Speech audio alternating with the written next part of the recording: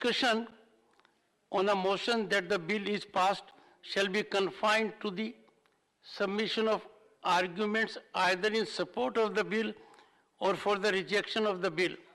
In making his speech, a member shall not refer to the details of the bill further than is necessary for the purpose of his arguments, which shall be of a general character. Without getting into details, I would urge the honorable member with his experience to take note of the essence and spirit of the rule. Yes, we are and also be cognizant that defense issues, security issues are of critical consequence. Correct. I'm not asking for secret information. Sir, 1 second. I'm not asking any secret information. A man at your level has to set afloat an ecosystem whereby on security sensitive issues we rise to a different level. I have not asked for I have said what they don't have to tell us. I've even said that. Now the last question is, I was very happy to see the Honorable Prime Minister meet the President of China in Bali, and I saw a video, they're shaking hands. Our Prime Minister did the talking. In that short clip, I did not see President Xi say anything. I just want to know if, without getting into the details, was the border situation discussed? Just yes or no. Don't tell me what you discussed. Just tell me yes or no. Was the border discussion discussed? This is beyond. You are asking 500 crore for the border. You are asking 500 crore for the border, and I'm entitled to ask this question. I'm entitled to ask this question. Mr. Chidambaram, Sir, Parliament is not a chamber to censor. Like a shrewd senior advocate who uses courtcraft to get into the terrain by saying, I am not getting into the terrain. Sir, you have made reflection about our Prime Minister. I've said nothing. No, three things you have said. I said, I don't want to tell me what he said. Sir, three things you have said. One, that the Honorable Prime Minister said something, there was no response. I have developed. I'm not asking what he said. One second. I didn't ask for that. One second. No, please, Mr. Chairman. 1 second. Please don't misinterpret me. I did not ask what he said. Yes. Give me a minute. I have developed a practice here that honorable members, when they are engaged in debate, make reference to documents, videos.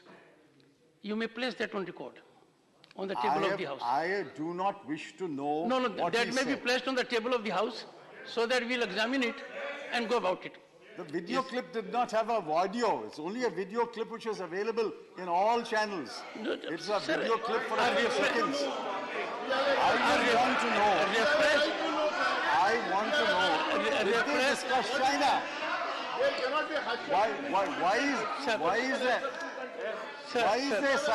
Why is there such a reluctance to say? Did the Honorable Prime Minister discuss yes or no? Got an opportunity to discuss China with President I am Xi? on a different point. Answer is yes or no. Answer is yes or no. One second.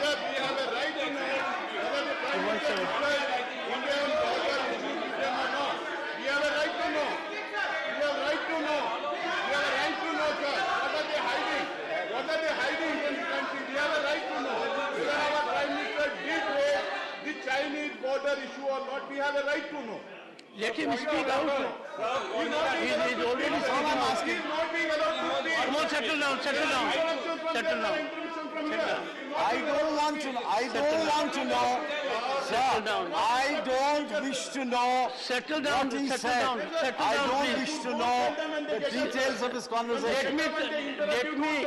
When they disturb our speaker, you don't tell them.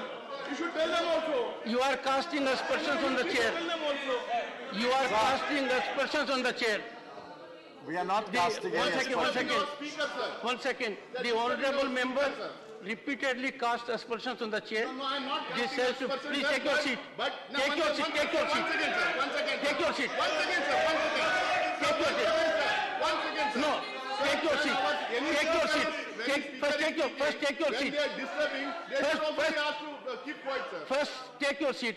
Sorry. You directly made an allegation against the No chair allegation, sir. No that allegation. the chair Disturbing, is sir. not controlling They are them. disturbing, sir. Number one. Disturbing Number our two, speaker, sir. Mr. Chidambaram, you have a long parliamentary career. I request you that the document to which you have made reference and the document which you have sought to describe, the video, that may be placed on the table of the House. It is a public, in the public domain. It's in the public. Sir, just a moment. Sir, forget the video. Forget No, the I video. forgot. You have made a reference, it is on record. Forget the video. No, we no. know, No, we no. know that You the know the Honorable parliamentary Prime practice. Minister met President Xi in Bali. I only want to know a simple question. Did they have an opportunity to discuss China? That's all. There is no document there. There's no document there. We know that President Xi was there. We know Honorable Prime Minister was there. We know that they met in Bali. All I want to know is, did they get an opportunity? Did they get an opportunity to discuss China? Answer is yes or no, that's all. I'm not asking anything. So let me conclude. So I have raised in your absence, when the Deputy Chairman was occupying the chair, 5 questions, and I was waiting for you to come to raise this 6th question. I am, my time. No time, sir.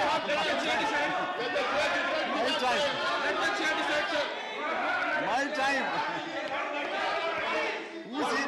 Is he giving a ruling now? Is he giving a ruling now? One second. One second. Please take your seat. Take your seat. Take your seat. Take your seat.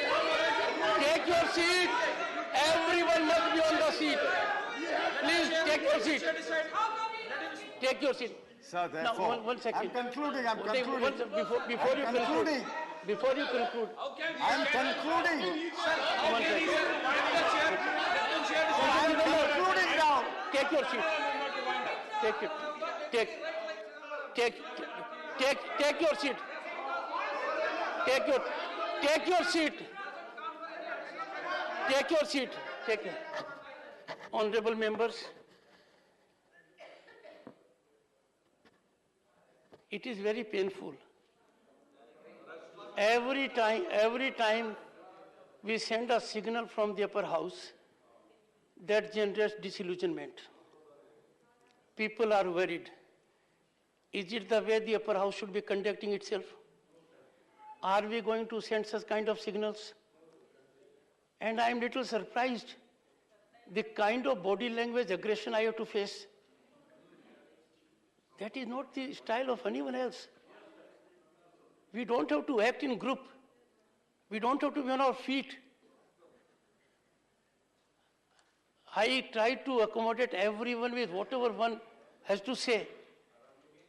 If I have used my authority to issue a direction, that is based on my long experience.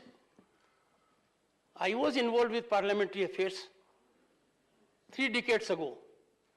This is the wholesome practice. If an honorable member has chosen to make reference to a document, the chair is well within its rights to direct the member to place that document on the table of the House. And that for a simple reason that members are entitled to analyze it, assess it, and then take it forward. I am sure the honorable member will keep that in mind and do it during the course of the proceedings today. Please continue. Sir, therefore, I sincerely hope that, although this House can only recommend on a supplementary demand and an appropriation bill, since a large amount of 3,25,756 crore, which we don't grudge if it's for relevant expenditure, we are granting this amount. I would sincerely hope that the government's treasury benches and the Honorable Finance Minister will enlighten us on the questions that I've raised. Yes. Otherwise, as that famous saying is, we are in the same advanced stage of wisdom at the end of the debate as we were when we began the debate. Thank you. And I was listening to you in my chamber, so I am fully updated with the other issues also. Shri Sushil Kumar Modi. Shri Sushil Kumar Modi. 238.5. Sir, 238.5. Reflect upon. Sushil Kumar Modi. Sushil Kumar Modi. Sir, this is 238.5, sir. Mr. Narasimha, no. Sushil Kumar Modi. Sushil Kumar Modi. सभापति महोदय, मैं appropriation bill 2022 पर बोलने के लिए खड़ा हुआ हूँ। सभापति महोदय, इस बिल में सबसे ज़्यादा अमाउंट फर्टिलाइजर सब्सिडी के लिए प्रोवाइड किया गया है and the amount about 1,09,000 crore, और इस बजट में कुल मिलाकर जो फर्टिलाइजर की सब्सिडी होगी वो लगभग 2,14,000 करोड़ रुपए की होगी। और सभापति महोदय, सदन को ये मालूम है कि अंतर्राष्ट्रीय बाजार में और रूस यूक्रेन युद्ध के कारण जो फर्टिलाइजर का इनपुट है और जो फर्टिलाइजर है उसके मूल्यों में बहुत अप्रत्याशित वृद्धि हुई है। लेकिन आदरणीय प्रधानमंत्री जी ये नहीं चाहते थे कि किसानों पर कोई बोझ पड़े, और इसीलिए किसानों पर बोझ नहीं पड़े, इसीलिए इतना बड़ा ये बजट में प्रावधान किया गया है। और मैं सदन को बताना चाहूँगा कि यूरिया का जो दाम है वो एमआरपी है 266.50, 266 रुपया 50 पैसा प्रति बोरा, और अंतर्राष्ट्रीय बाजार में उसकी कीमत कितनी है तो 2,450 रुपया, यानी एक बोरे पर 2,183 रुपीस हम सब्सिडी प्रोवाइड कर रहे हैं ताकि हमारे देश के किसानों पर कोई बोझ नहीं पड़े। और जो डीएपी है, जो डीएपी फर्टिलाइजर है, उसका एमआरपी है 1,350, 1,350 रुपये, और हम कितना दे रहे हैं सब्सिडी 2,501, 2,500 रुपया प्रति बोरा हम डीएपी पर सब्सिडी दे रहे हैं। तो सभापति महोदय, इसलिए जो बजट में इतना बड़ा प्रावधान के ऐसा कारण यही है कि किसानों पर बोझ नहीं पड़े। दूसरा, एक जो बहुत बड़ा अमाउंट सब्सिडी का प्रोवाइड किया गया, दैट इज फॉर प्रधानमंत्री गरीब कल्याण योजना, and in this budget we provided 60,000 crore for प्रधानमंत्री गरीब कल्याण योजना। और सदन को यह मालूम है कि 80 करोड़ लोगों को 28 महीने से 5 किलो अनाज प्रति महीना मुफ्त में सरकार की ओर से दिया जा रहा है। And already the government will be spending 3,90,000 crore, 3,90,000 crore only for this, providing 5 kg ration free for all the poor people, 80 crore. और सती महोदय, IMF की एक स्टडी आई है इंटरनेशनल मॉनेटरी फंड की, और स्टडी ये कहती है कि प्रधानमंत्री गरीब कल्याण योजना के कारण कोविड के दौरान जो एक्सट्रीम पॉवर्टी थी, जो अत्यधिक गरीबी थी, एक्सट्रीम पॉवर्टी, उसको भारत 0.8% पर रिटेन करने में यानी बरकरार रखने में सफल रहा है। अगर ये गरीबों का अनाज नहीं मिलता तो जो एक्सट्रीम पॉवर्टी है ये कई गुना ज़्यादा बढ़ जाती है। और सौती महोदय, हम लोगों ने इस देश के अंदर सारे राशन कार्ड को डिजिटाइज कर दिया, सारे राशन की दुकानों पर पॉस मशीन लगा दिया। आज कोई भी गरीब आदमी किसी दुकान पर जाकर और राशन ले सकता, अंगूठा लगाएगा राशन लेगा, कोई ब्लैक नहीं है, कोई धांधली नहीं कर सकता है। और इतना ही नहीं, तो आधार बेस्ड इस व्यवस्था को करने का परिणाम ये हुआ है कि 4,70,00,000 4,70,00,000 जो फेक राशन कार्ड था वो रद्द किया जा चुका है। और सत्य महोदय, इन्हीं सारी चीज़ों का परिणाम हुआ है कि global multi dimensional poverty, United Nations Development Programme और यूनिवर्सिटी ऑफ ऑक्सफोर्ड के एक संस्था के द्वारा एक स्टडी किया गया और इंडेक्स 22 निकाला गया, जो जाना जाता है ग्लोबल मल्टी डायमेंशनल पॉवर्टी। उस रिपोर्ट के अनुसार 2005-6 से 2020-21 तक इस देश के अंदर 41 करोड़ 50 लाख लोगों को गरीबी से बाहर निकाला जा सका है। 41 करोड़ 50 लाख। और गरीबी की जो दर है, incidence of poverty, that is decrease from 55% to only 16%। तो सती महोदय, जहां 5-6 में इस देश के अंदर 64 करोड़ लोग गरीब थे, 15-16 में घटकर 37 करोड़ हो गए, और आज जो वो घटकर 2019-21 में घटकर 22.8 करोड़ हो गए हैं। तो सती महोदय, कोविड के दौरान और इस दौरान जो सारा प्रयास किया गया उसी का ये परिणाम है। सती महोदय, डिजिटल इंफ्रास्ट्रक्चर के क्षेत्र में पूरी दुनिया को भारत ने नए नए इनोवेशंस के द्वारा और बहुत बड़े पैमाने पर कंट्रीब्यूट किया है। जहां वेस्ट का जो डिजिटल मॉडल है, पश्चिम का जो डिजिटल मॉडल है, वो बिग टेक कंपनियां हैं, Amazon, Google, Meta, Apple, Microsoft, China का अलीबाबा, टेंसेंट, और पूरी दुनिया, डिजिटल दुनिया जो इसी से डोमिनेट कर रही थी। लेकिन हमारा डिजिटल मॉडल क्या, भारत का डिजिटल मॉडल क्या है? पब्लिक डिजिटल इंफ्रास्ट्रक्चर हमने खड़ा किया है। हमने जैम, जिसके अंदर आधार कार्ड, जनधन योजना, 47 करोड़ लोगों का जनधन खाता खोला गया, 120 करोड़ से ज्यादा लोगों को आधार प्रोवाइड किया गया, लोगों के पास मोबाइल फोन है, और आज उसी का परिणाम है कि डायरेक्ट बेनिफिट ट्रांसफर दुनिया के अंदर, अमेरिका में भी डायरेक्ट बेनिफिट ट्रांसफर है, लेकिन भारत में डीबीटी के माध्यम से अभी तक 26 लाख करोड़ का ट्रांसफर गरीबों के खाते में डायरेक्ट किया जा सका है। और इसका परिणाम यह हुआ कि जहां एक और 4 करोड़ 70 लाख रेशन कार्ड को रद्द किया गया, वहीं 4 करोड़ 11 लाख एलपीजी के जो फर्जी कनेक्शन थे उसको भी जो उसके कारण रद्द किया जा सका है। और सती महोदय, 2021 मार्च तक इस डीबीटी के कारण करीब 2,22,000 करोड़ की बचत और भारत को हुई है।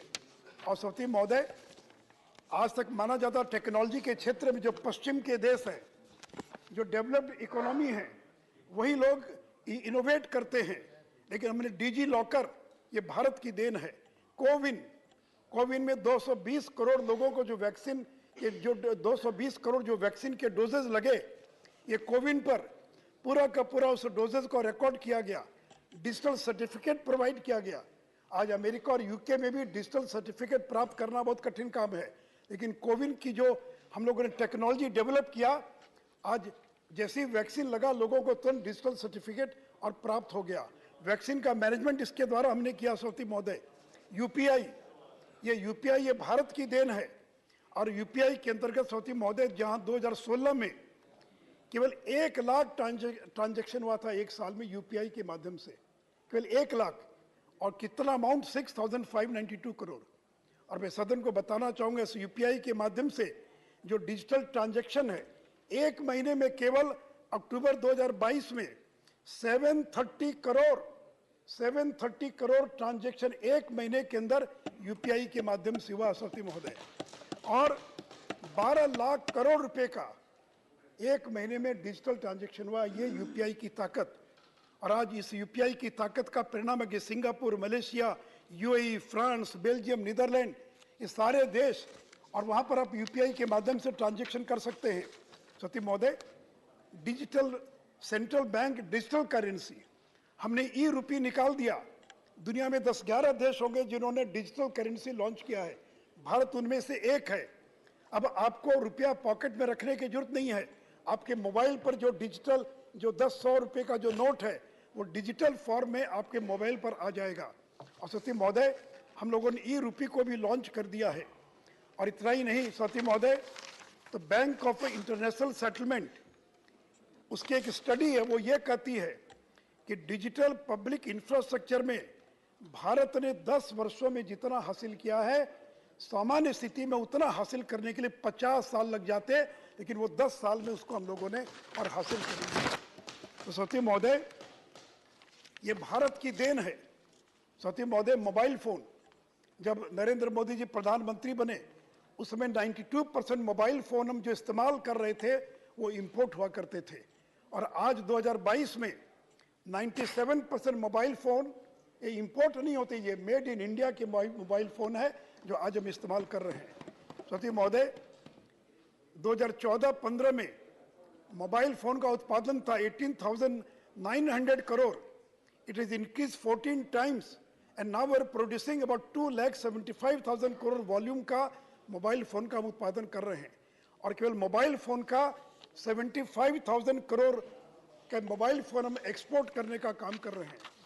सती महोदय, जो एप्पल है जिसके बारे में हम सब जानते हैं, एप्पल, ये इस एप्पल कंपनी ने पीएलआई का लाभ उठाकर 20,000 करोड़ के आईफोन अप्रैल से दिसंबर के बीच में भारत से और एप्पल के आईफोन एक्सपोर्ट किए गए हैं।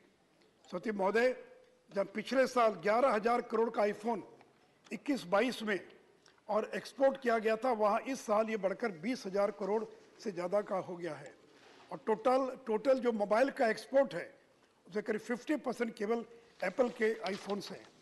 साथ ही बैंकिंग के क्षेत्र में भी जो भारत सरकार ने काम किया है, आज भारत के जो पब्लिक सेक्टर बैंक्स हैं, करीब 12 पब्लिक सेक्टर बैंक्स का मुनाफा सेकेंड क्वार्टर मिलाकर इस साल 40,000 करोड़ का मुनाफा हमारे भारत के बैंकों ने अर्जित करने का काम किया है। और हमारा जो एनपीए था, नॉन परफॉर्मिंग एसेट, वो जहां मार्च 2018 में 11% था, वह घटकर 5.9% पर पहुंच गया है। सती महोदय, मुद्रा लोन, 19 करोड़ 78 लाख लोगों को मुद्रा लोन के तहत 13,64,000 करोड़ का लोन दिया गया है, और उसका एनपीए कितना है? रघुराम राजा ने मजाक करते थे और कहते थे कि आप जो मुद्रा लोन दे रहे सारा एनपीए हो जाएगा। मैं सदन को बताना चाहूंगा कि जहां बैंकों का एनपीए 5.9% है टोटल लोन का, वहां मुद्रा लोन का एनपीए केवल 3.38% है। इसका मतलब है कि इस देश का गरीब कर्ज लेने के बाद वापस करता है, भले इस देश के गरीब वापस न करते हो। सती महोदय, पूरे साउथ एशिया के अंदर बगल के पड़ोसी श्रीलंका का क्या हाल है?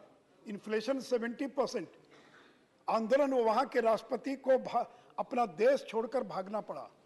बगल के पाकिस्तान का क्या हाल है? वहां डिफॉल्ट में जाने का खतरा पैदा हो गया, कब वो डिफॉल्ट में चले जाएंगे पता नहीं। बांग्लादेश को, जो कुछ साल पहले तक कहा जाता था कि पर कैपिटा इनकम में बांग्लादेश भारत से ज्यादा है, उसको इंटरनेशनल मॉनेटरी फंड के पास जाना पड़ रहा है 37,000 करोड़ का लोन लेने के लिए, सहायता लेने के लिए। नेपाल का विदेशी मुद्रा संकट में है। और सती महोदय, और इस समय इस निराशाजनक माहौल में अगर एक चमकता हुआ सितारा अगर कहीं दक्षिण एशिया में दिखाई पड़ता है तो वह चमकता सितारा भारत है, भारत के अलावा और कोई दूसरा नहीं है। सती महोदय, हमने कोविड का बेहतर तरीके से मुकाबला किया है।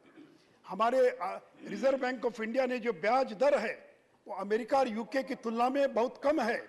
हमारा इन्फ्लेशन केवल 5.88% है, जबकि अमेरिका और यूके का इन्फ्लेशन रेट 9 और 10% पर पहुंच चुका है। सती महोदय, हमारा जो विकास दर है, ग्रोथ रेट, इस साल 6.8% रहने की संभावना है, जो वर्ल्ड के अंदर फास्टेस्ट इकोनॉमी है। सबसे ज्यादा ग्रोथ रेट भारत की रहने की संभावना है। सती महोदय, इतना ही नहीं, जिस ब्रिटेन ने हम पर 150 साल तक राज किया था, उस ब्रिटेन को पछाड़कर, पीछे छोड़कर भारत आज दुनिया की 5वीं सबसे बड़ी अर्थव्यवस्था बन चुका है। आजादी के 75वें वर्ष के अंदर जब हम 75वां वर्ष मना रहे हैं, तो आज भारत दुनिया की 5वीं अर्थव्यवस्था बन चुका है। और मैं सदन को ये भी बताना चाहूंगा, हम 2022 में 5th लार्जेस्ट इकोनॉमी हैं। 2027 में जर्मनी को पीछे छोड़कर हम 4th लार्जेस्ट इकोनॉमी बन जाएंगे, और 2029 में हम जापान को भी पीछे छोड़ देंगे और 3rd लार्जेस्ट इकोनॉमी पूरी दुनिया के अंदर बन जाएंगे। सती महोदय, और 2029 के अंदर अमेरिका और चाइना को छोड़कर यही दो होंगे जो हमसे आगे होंगे, हम 3rd लार्जेस्ट इकोनॉमी होंगे। और 2048 में इस बात की संभावना है कि अमेरिका को भी भारत ओवरटेक करने की क्षमता भारत के अंदर है, इस बात की पूरी संभावना है। और सत्य महोदय, और इसलिए जो फिफ्थ लार्जेस्ट इकोनॉमी है, और सत्य महोदय, मैं इस समय सदन के अंदर एक बात का जिक्र करना चाहूंगा।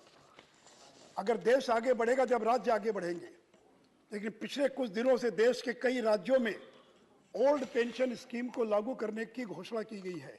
मैं हाथ जोड़कर आग्रह करूंगा, और यहीं चिदम्बरम साहब बैठे हैं, डॉक्टर मनमोहन सिंह थे जिन लोगों ने ओल्ड पेंशन स्कीम के स्थान पर न्यू पेंशन स्कीम इस देश में जो प्रारंभ हुई थी उसको सारे राज्यों को एक फोरम पर लाने का काम किया था। और अब कई राज्य सरकारें करें कि हम ओल्ड पेंशन स्कीम में जाएंगे। सत्य महोदय, इस समय 5,76,000 करोड़ 5,76,000 करोड़ पर ईयर हमको केवल पेंशन के रूप में स्टेट और सेंटर को और भुगतान करना पड़ रहा है। हिमाचल प्रदेश का जो उसका ओन टैक्स रेवेन्यू है उसका केवल पेंशन में कितना जाता है, 80%, यानी उसका जो अपना राजस्व उसका 80% वो केवल पेंशन पर उसका व्यय हो रहा है। बिहार का 60%, पंजाब का 34%, और अगर सैलरी और इंटरेस्ट को जोड़ दिया जाए तो राज्यों के पास कुछ भी नहीं बचेगा। इसलिए मैं राज्यों से आग्रह करूंगा कि आज का बोझ भविष्य की पीढ़ी पर डालना ये बहुत बड़ा अपराध होगा। It is sinful, unprincipled, unethical to create liabilities to government in future.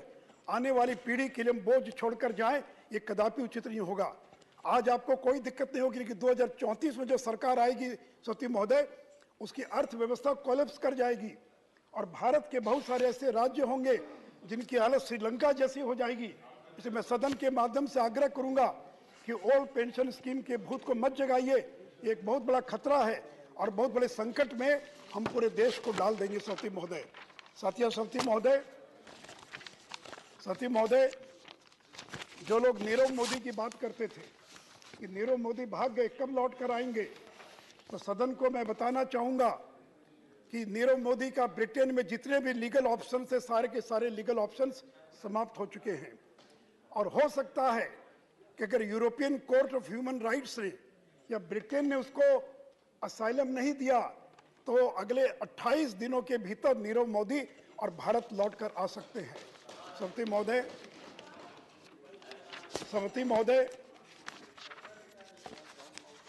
महोदय, अभी तक हम अपना जो विदेश का व्यापार करते थे वो डॉलर में करते थे, लेकिन ये पहली बार आजादी के बाद अब दुनिया के अंदर रशिया, मॉरिशस, श्रीलंका, इन देशों के साथ जो अंतर्राष्ट्रीय व्यापार है ये डॉलर के बजाय रुपी के अंदर ट्रेड होना प्रारंभ हो गया है। और special Vostro rupee account in 3 देशों के बैंक में बाइलेटरल ट्रेड थ्रू और वॉस्ट्रो अकाउंट के द्वारा प्रारंभ किया गया है। और अंत में सती महोदय, आदरणीय प्रधानमंत्री जी का सपना है और प्रधानमंत्री जी चाहते हैं कि 5 ट्रिलियन इकोनॉमी डॉलर की अर्थव्यवस्था हम देश को पहुंचाना चाहते हैं। और 5 ट्रिलियन इकोनॉमी का मतलब क्या होता है, 413 लाख करोड़। अभी हमारा जीडीपी 258 लाख करोड़ है, and we want that India should achieve 5 trillion dollar economy. 5 trillion dollar economy का मतलब 413 लाख करोड़। और 2026-27 तक भारत हर हालत में 5 ट्रिलियन डॉलर इकोनॉमी तक पहुंच जाएगा। और साथ ही साथ आदरणीय प्रधानमंत्री जी ने ऐलान किया है कि जब भारत आज़ादी का 100वां वर्ष मनाएगा 2047 में, तब तक हम भारत को एक विकसित देश में परिवर्तित करने में हम सफल होंगे। तो 2047 तक आज जो एक विकासशील भारत है, 2047 तक वो विकसित भारत के अंदर और परिवर्तित हो जाएगा। इसलिए सती महोदय, आदरणीय प्रधानमंत्री जी के नेतृत्व में अर्थव्यवस्था के क्षेत्र में जो काम हो रहा है, और जहां यूपीए के सरकार में एक से एक बड़े विद्वान थे, अर्थशास्त्री थे, उनके जमाने में इन्फ्लेशन का क्या हाल था, उनके जमाने में करंट अकाउंट डेफिसिट का क्या हाल था, उनके जमाने में ग्रोथ का क्या हाल था, और आज निर्मला सीतारमण जी यहाँ बैठी, और आज देश में प्रधानमंत्री के नेतृत्व में हमने दुनिया की सबसे तेज अर्थव्यवस्था में भारत को बदलने का काम किया है। इन्हीं शब्दों के साथ मैं इस बजट का समर्थन करता हूं। Shri Derek O'Brien. Sir, the member of the opposition who opened the debate spoke for 20 minutes. He was interrupted 6 times. The member of the Treasury benches spoke for 18 minutes. Nobody from the opposition interrupted him. That was his time. He had to have his say, and there will be enough opportunities for them to reply. I would, through you, sir, express this sentiment that I hope I am extended the same graciousness as we extended to the member of the Treasury bench and all the speakers thereafter. This is what I mean. This is precisely what I mean, sir. Take the seat. Thank you. Sir, we keep referring to this house, and it's okay because it's colloquial, as the upper house. Personally, I use a different phrase. The Trinamool uses a different phrase, and most people prefer this phrase. We'll call it the Council of States. Sir, it's the appropriation bill that demands for grants, but we are not the St. Stephen's College Debating Society. This is a political house. So when we are looking at the appropriation bill, when we are looking at the demand for grants, of course we will have a political debate. But today, I don't think anybody from the BJP is going to interrupt me. Because in the last 6 or 7 weeks, while late nights were spent watching World Cup football, afternoons were spent by me reading a 43-page document, a 43-page book, which they're all familiar with. As they speak of 2029, I want to speak of 2024, but before that of 2019. What is this document? Unfortunately, the rules of the House do not permit me to bring the document in here, but sir, it is here in case you need it for ready reference. I've taken some quotes from the document. And that document is the manifesto of the Bharatiya Janata Party 2019. That's only where I will be, nowhere beyond that. And the bill and the demand for grants. 12 or 13 quick references, no rhetoric, only on the facts. So the first one, quote, "We will continue to pursue federal governance by ensuring greater involvement of the states in all aspects of policy making," unquote. Page 25, manifesto promise number 10 of the BJP, federal governance. So 2 numbers for the finance minister, and I'm sure she will respond to all this tomorrow.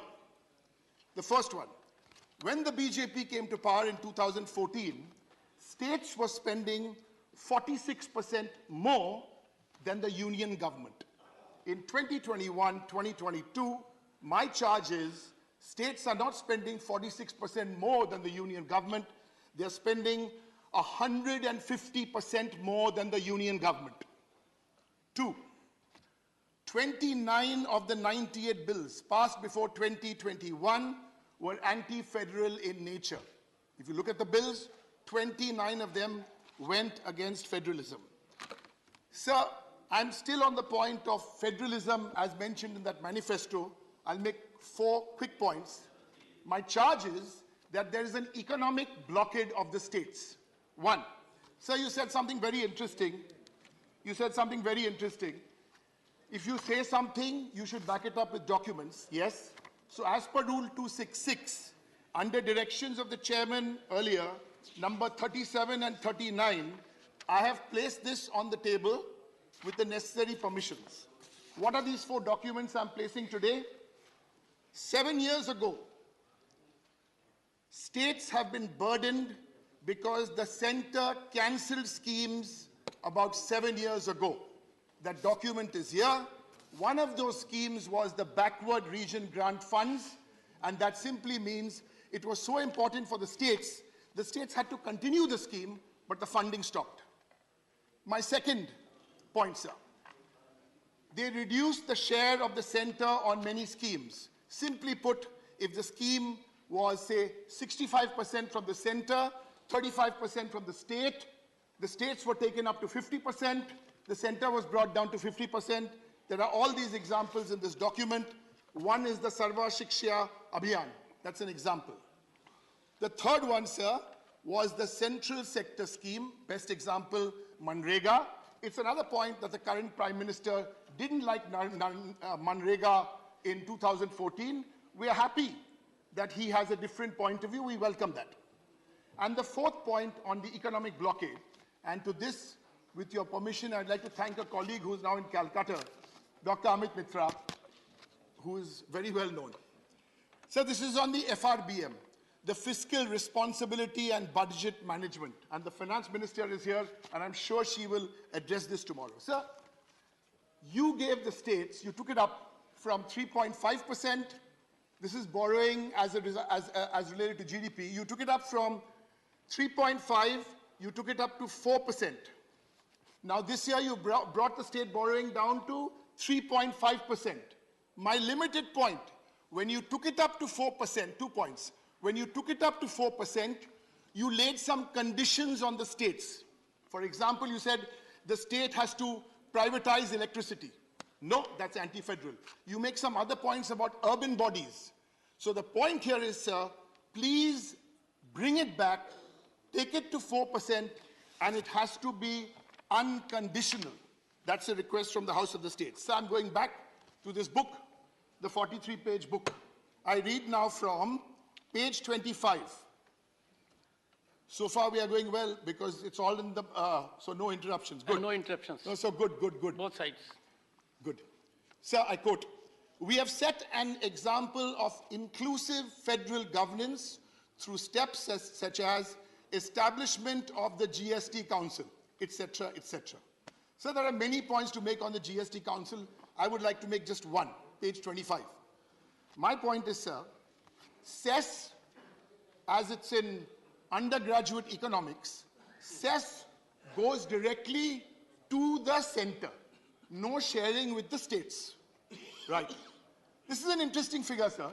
In 2011, of the total percentage of gross tax revenue, 2011, 10% was cess.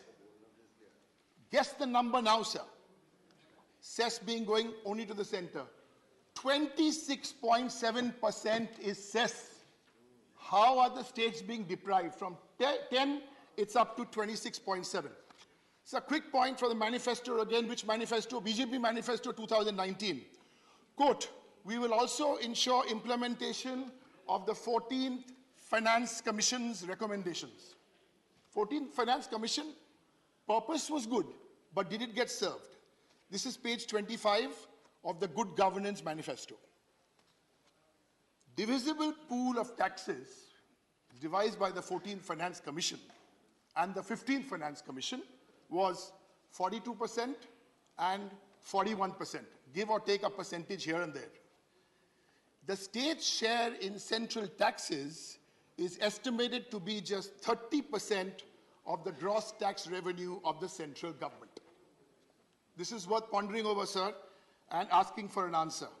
Let me move on.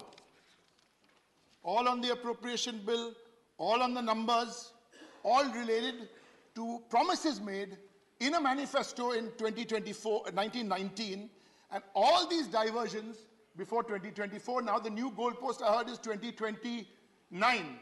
Even Mbappe would have retired by then, but doesn't matter. Sir, please listen, because this is, and tomorrow I hope all these arguments are demolished. All these numbers are thrown out. Quote, oh, I forgot the page. Page 10, Introduction to the BJP Manifesto. Under the leadership of Prime Minister Modi, every effort has been made, ... in the management of national assets. Key word being management of national assets, unquote. In the last 5 years, sir, rupees 10 lakh crore, 10 lakh crore has been written off by this government as bad debts by banks. You know, I was trying to find a way. I was very bad in maths in school, so I was trying to find a way. What is 10 lakh crores? What is 10 lakh crores? So I think I found a way to express what is 10 lakh crores. Take the entire budget of Chhattisgarh, of Telangana, of Rajasthan, of my beloved state of Bengal.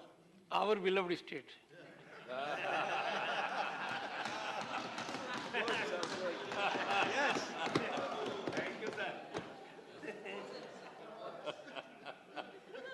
You love more, sir. You love more. Sir, now that we've publicly expressed our mutual love for each other, so I will continue with this. Right. So West Bengal, Chhattisgarh, Telangana and Rajasthan, the combined budget for these states is what? Way less than 10 lakh crores. Now of this, only 13% has been recovered of the 10 lakh crores, 1.3 lakh crores. Let's come back to this, sir. I'm feeling shy to show it to you, but if you give me the permission, at least we can have a peep. Yes, sir, this one. Okay. But this one, sir, I should lay on the table because this has got the list of the schemes, and I laid it on the table because I've also given it in writing. So you just, it's not literally laid on the table. No. Right, no. Sir, page 20, infrastructure, headline. Large number of jobs and livelihood opportunities. The unemployment rate, sir, in the last 3 months has been 8%. Reverse argument, when we made these promises, we didn't know COVID was coming. Okay. Manrega, 15 crore citizens with jobs. The center, the union owes the states money. This is one of those schemes. I'm not quibbling about how much is owed, how much is not owed. Let those numbers come tomorrow and the finance minister can share those numbers. And from there, sir, let's move on to youth. Mentioned in that manifesto, and I quote, India is a youthful country. A country with such a major percentage of youth, it has the capability to change not only its own, but the fate of the entire world, unquote. Sounds fantastic, sir. What's the reality?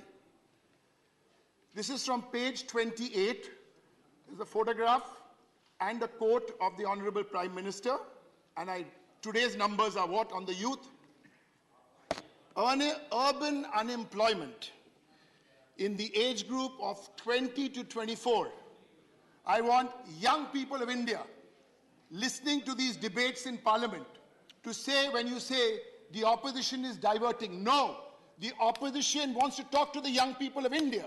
The opposition wants to talk to the women of India. The opposition wants to talk to the old people of India, the unemployed.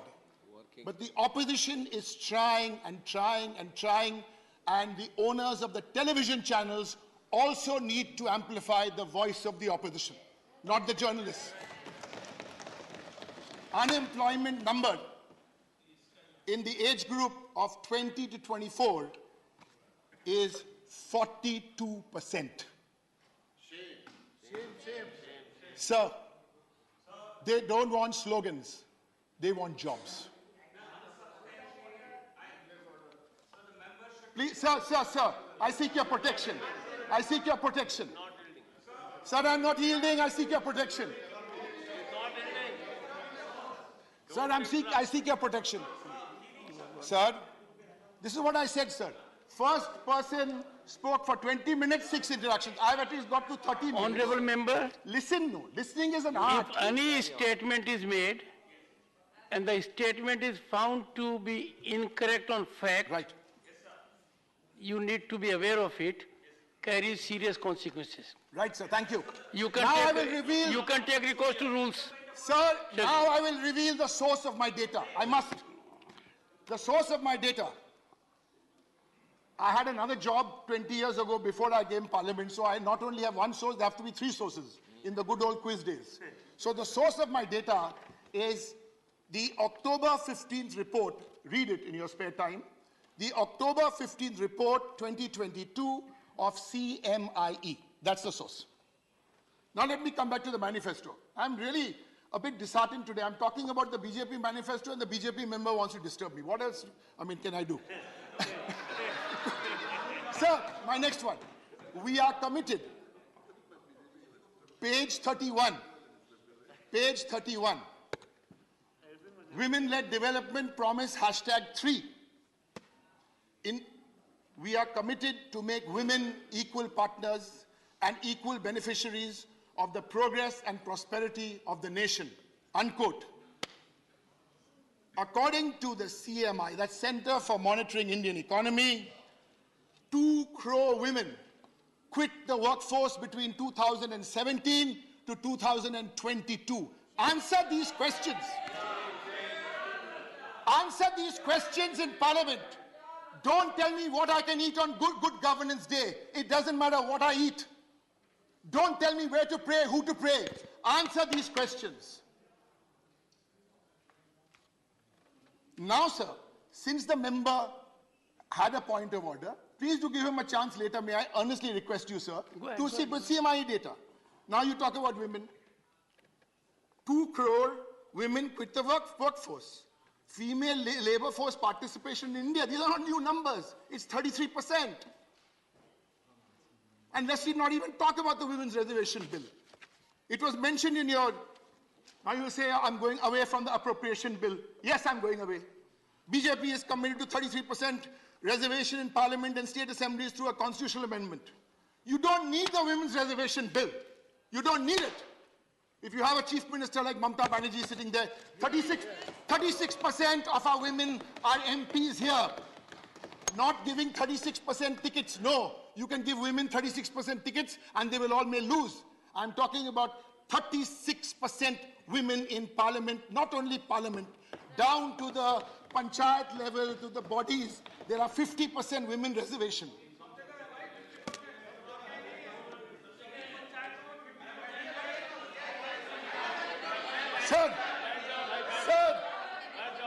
Sir, it's a very touchy point because I will tell you, even till the time Mbappe has children, they will still not bring the women's reservation bill or be a part of it. So leave that aside, sir. Now let's come to the last few points. Number 8, we will ensure that India remains the world's fastest growing economy. We will ensure that. Page 9, you spoke about 5 trillion. You spoke about 5 trillion economy. Page 9 of your manifesto. World Bank is telling you GDP is 6.9%. If you are to grow like this, when will you reach the target with your current inflation numbers? You can compare it to America and feel very good about it. No problem. Now come to the next one, sir.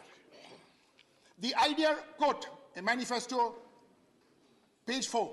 The idea of fulfilling the basic necessities of every ordinary citizen is intrinsic to our party's ideology. You said this. I want to share these numbers with you. Wholesale milk prices up 10%, maize up 27%, wheat up 31%. We are committed, quote, we are committed to ensure that the unique linguistic, cultural and social identity of the Northeast states is adequately protected. And we will continue to focus on the development and infrastructure and connectivity of the Northeast. What have you done in the Northeast? You haven't even started. Why don't you start by bringing Garo and Khasi into the 8th schedule of the Constitution? Why don't you start with, yesterday announcement was made, 7,000 crores going to the Northeast. What's the reality, sir? Only 8 of the 36 projects in the Northeast, only 8 had been sanctioned till 2021. What is happening? Empty words. Sir, last 3 points. Quote, in order to curb corruption, the Modi government has taken many effective steps. Who said this? BJP manifesto, page 24. What is happening now? 400% increase in ED cases against politicians, 95% of which are against opposition leaders. Buy a washing machine, you're done. Sir, I have a colleague of mine who's a firebrand trade union leader, Dola Sen, and she needs to speak on this also, so I've kept a little time for her, 4 or 5 minutes. So this is the situation, sir. On this, over 95% of the 200 politicians that the CBI had booked arrested, raided or questioned were from the opposition. Sir, not everybody from the opposition with this dhamki and humki will jump over. Some of us are here. We are ready to fight the good fight. We are ready to fight the good fight. What is this fight? Nothing. I know of a woman who went on a 26-day hunger strike to fight for the farmers of the country. What are these couple of the EDs and some CBI? And we have all respect for these institutions. Sir, we have to revive these institutions. I'm glad we are debating in Parliament today. I'm really happy.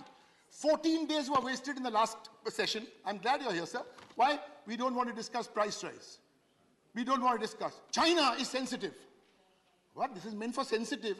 Otherwise, I can discuss. Let's have a 3-hour discussion on what Messi should do with his children when they grow up. That's not sensitive. So my last point.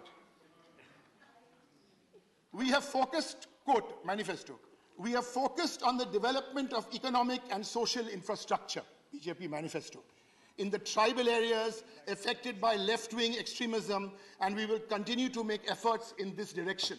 This is what you've said in your manifesto. Don't you remember, sir? The NIA charged an 84-year-old man, and recent forensic analysis shows that the evidence was planted on a priest. Doesn't matter the priest was a Hindu priest, or a Christian priest, or a Muslim priest. It doesn't matter, or a Sikh priest.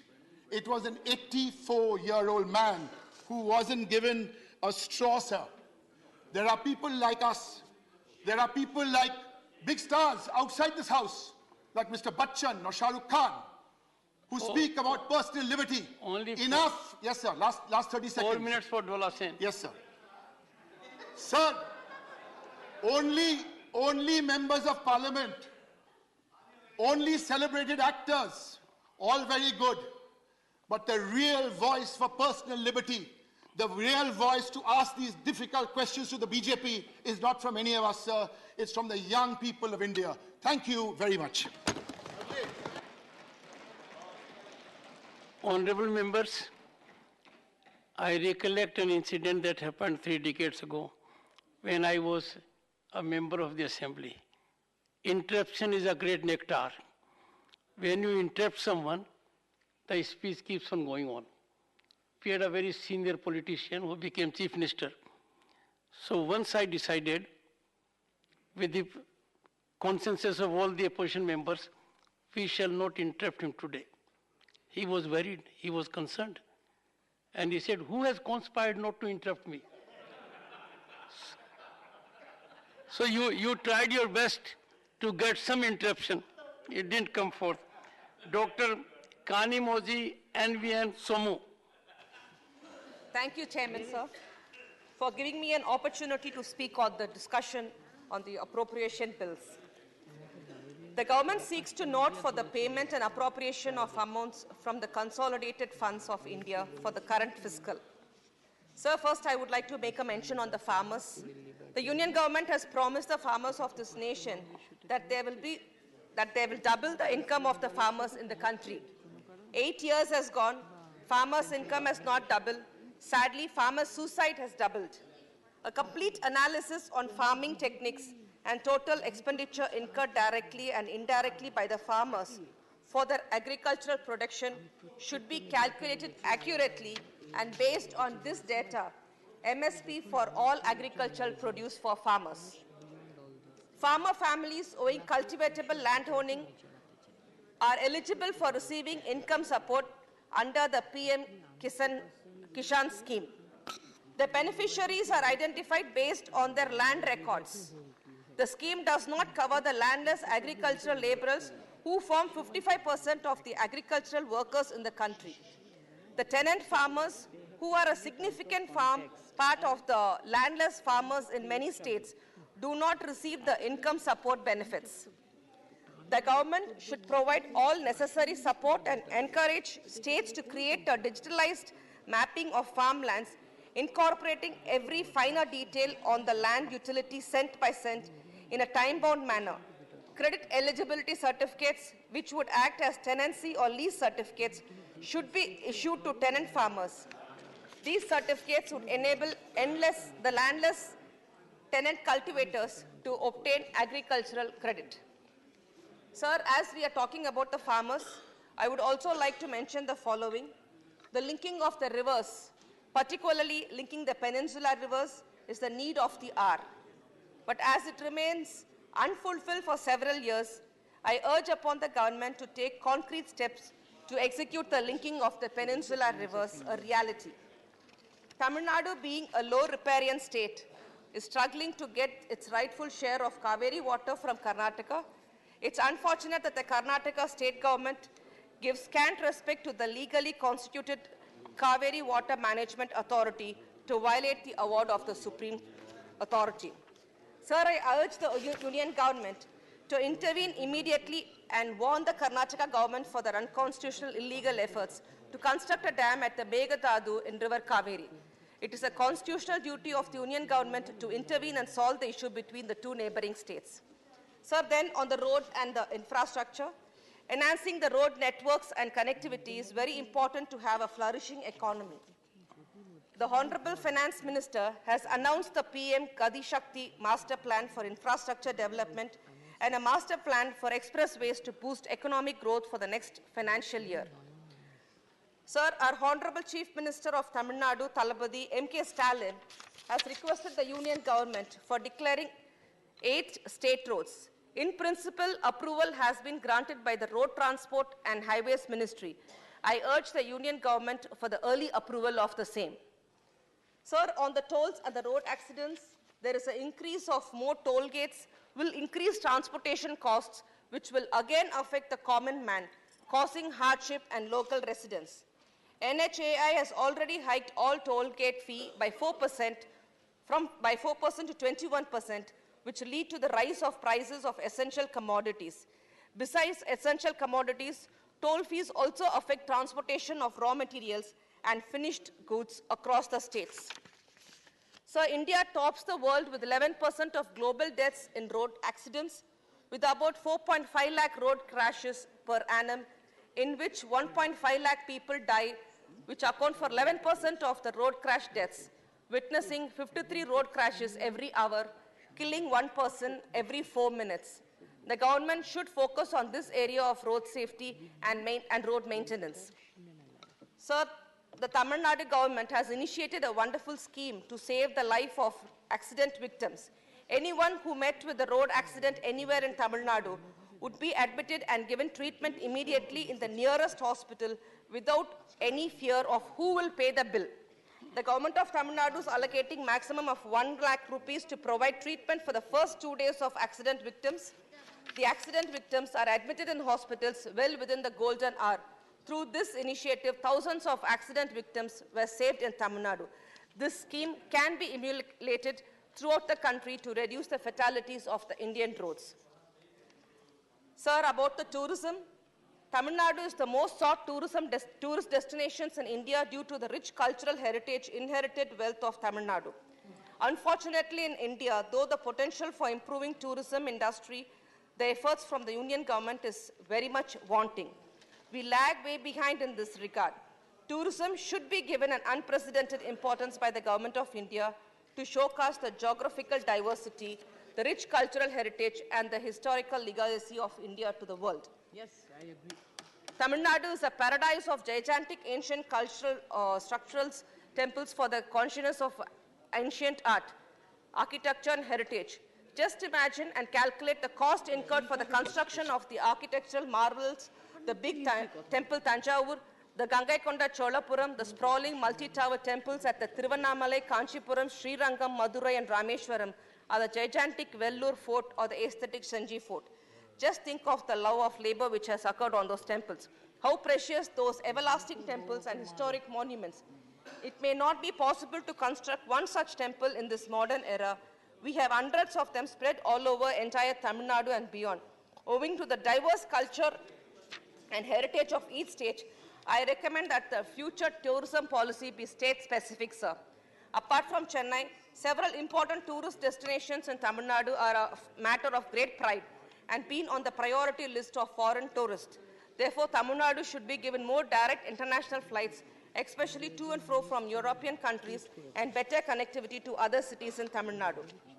Sir, the textile and the MSME, the textile sector and garment sector is undergoing a severe crisis as a result of multiple factors, including the economic impact of the COVID-19, the Russia-Ukraine war, and the anticipated economic slowdown in the West. The month-on-month growth rate in ready-made garment exports is now showing a sharp decline. The exporting units and the supplier MSMEs are staring at a severe financial crisis in the ensuing months due to the low demand. Lacks of jobs, particularly for the rural women, who form a significant chunk of the workforce, are in danger. Our Honorable Chief Minister of Tamil Nadu, M.K. Stalin, had written a letter to the Honorable Prime Minister, Shri Narendra Modi, requesting to announce a special emergency credit line guarantee scheme for the MSME sectors. Also suggested 20% additional collateral-free credit be provided under the new scheme. Considering the above circumstances, the MSMEs must be given a special credit facilities to survive the crisis. I urge the government to announce a special emergency credit line guarantee scheme for the MSMEs in the textile sector and the garment sector immediately. Sir, Make in India, Make for the World is mantra of Honorable Prime Minister Narendra Modi gave in his 2020 Independence Day speech.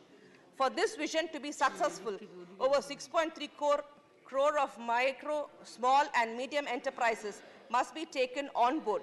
Encouraging an innovation-led ecosystem that incentivizes technological interventions over the medium term could make small business make more for India and the world. The rapid increase in input costs the impacted MSME production amid volatile supply issues, while reducing import duties on raw materials like steel could provide immediate support. Indexing the raw material prices in long-term government procurement contracts could provide the necessary cushion against inflation and uncertainty in the supply chains. To ease credit and liquidity concerns, the emergency credit line guarantee scheme should be expanded further to ensure outreach among the smaller enterprises within the MSMEs. Sir, I would like to draw the immediate attention of this august House regarding the serious disruptions faced by the textile industry in Tamil Nadu due to the escalating price of the rise of the cotton and the yarn. The Union government took a note of the situation and our request had notified the withdrawal of the import duty levied on cotton. Despite this, the situation is not improved and the prices of cotton and yarn continue to rise. This precarious situation has widespread ramifications for the textiles industries in Tamil Nadu. The situation also has an adverse impact on handloom weavers in the cooperative sector, as they are not able to procure yarn and supply the same to the members for the weaving of the cloth.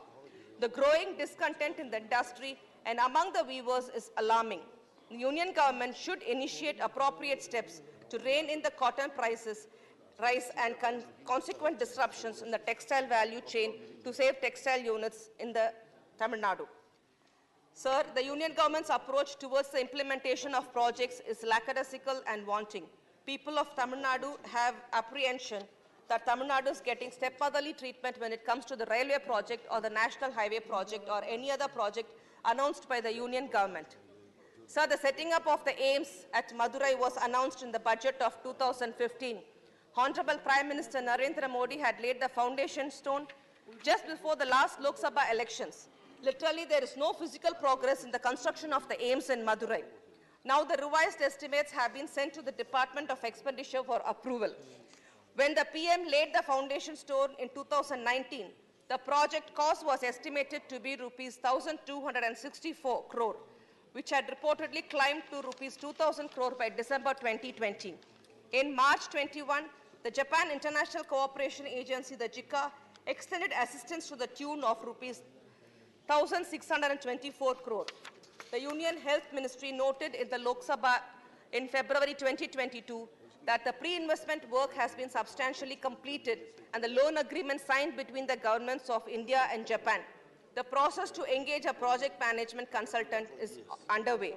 We have no other choice to urge the Union government to expedite the construction of AIIMS at Madurai so as to enable the Honorable Prime Minister to inaugurate AIIMS just before the Lok Sabha elections of 2024. allotment of funds to the states. So the 15th Finance Commission guidelines with regards to the delegation of funds to the states and the union territories consider that the delegation will be as per the 2011 census. Tamil Nadu is the only state which sincerely and successfully implemented the family planning program proposed by the union government. The South India states, particularly Tamil Nadu, has controlled its population growth just to 6%. But the North Indian states' family planning program was not implemented with sincerity and due respect. As a result, there is an increase in the population of states like Uttar Pradesh and Bihar. As the population of the state is taken as the major criteria for delegation of funds, Tamil Nadu is badly affected. The union government should come forward to allocate more funds to Tamil Nadu, as the state is contributing much to the union's share of money by the way of tax and other collection. In the same way, sir, I would like to mention here the number of Lok Sabha constituencies in 2020-26 would be fixed as per the delimitation committee proposals. This would very seriously affect the prospects of the South Indian states, especially Tamil Nadu. It is absolutely ridiculous and very unfair for the states which implemented successfully the family planning programs were penalized, and states which were reckless are being incentivized. Shame. Sir, own house owning these days, in this age, to have a own house on their own for the people have to toil for their whole lifetime. Now, even now, 60% of people living in the metro cities and two-tier cities do not have own houses. Better home loan benefits can alone boost the post-pandemic economy. With the real estate sector in India expected to reach 1 trillion in the market size in the next 5 or 6 years, the union government should provide incentives to citizens to make investments in real estates. People of all states would like to have a house of their own, especially the people in the unorganized sector like the taxi and the auto drivers, daily wage workers, require generous support to pay to own a house. PMAY and the other such schemes to provide houses require allocation of more funds and equitable distribution. Sir, due to the price rise, inflation, poverty, unemployment, and crime against the women are on the rise since 2014 due to the inappropriate economic policies, and the financial mismanagement economy has gone tailspin. Recession has taken place in our country. The trade deficit is on the rise and the Indian rupee is plummeting against the US dollar. Unfortunately, all the ministers of the union government are always busy in the election campaign. Sir, before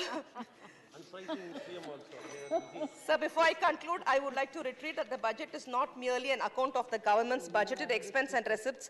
It also sets the stage for the country's growth and reform trajectory. I hope the government will fulfill the aspirations of poor, downtrodden and middle-class people. Thank you, sir. Sri Raghav Chadha.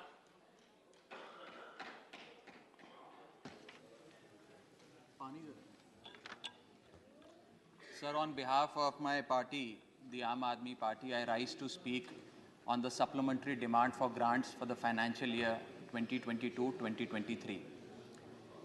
Sir, सरल भाषा में कहूं तो वित्तीय वर्ष की शुरुआत में सरकार को जितना खर्च आवंटित किया गया था, वो सारा पैसा खर्च करने के बाद आज अतिरिक्त पैसा मांगने सरकार इस सदन के भीतर आई है।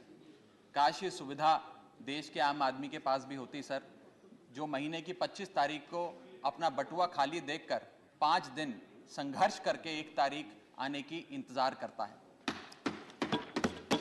Sir, supplementary demand for grants 2 चीजें में से एक अवश्य दर्शाता है।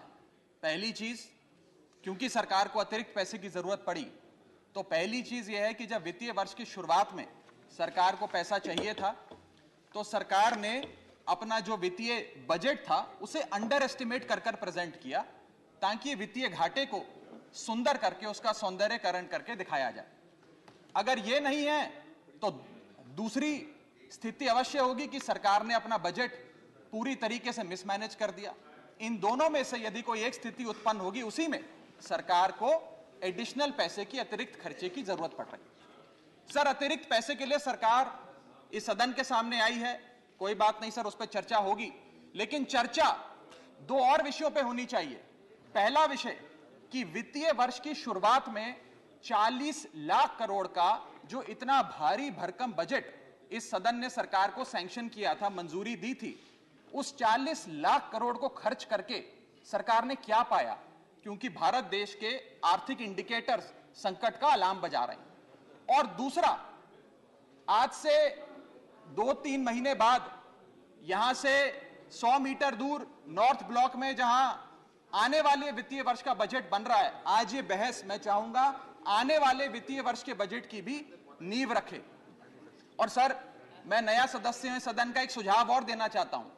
हम सारे लोग बजट पे चर्चा उसी समय करते हैं जब बजट प्रस्तुत किया जाता है।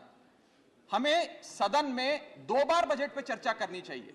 एक बार जब बजट प्रस्तुत हो, और विंटर सेशन में 7-8 महीने बीतने के बाद कि उस बजट से देश को हासिल क्या हुआ, मिला क्या, कितनी नौकरियां मिली, क्या बेरोजगारी की दर है, कितनी महंगाई कम हुई।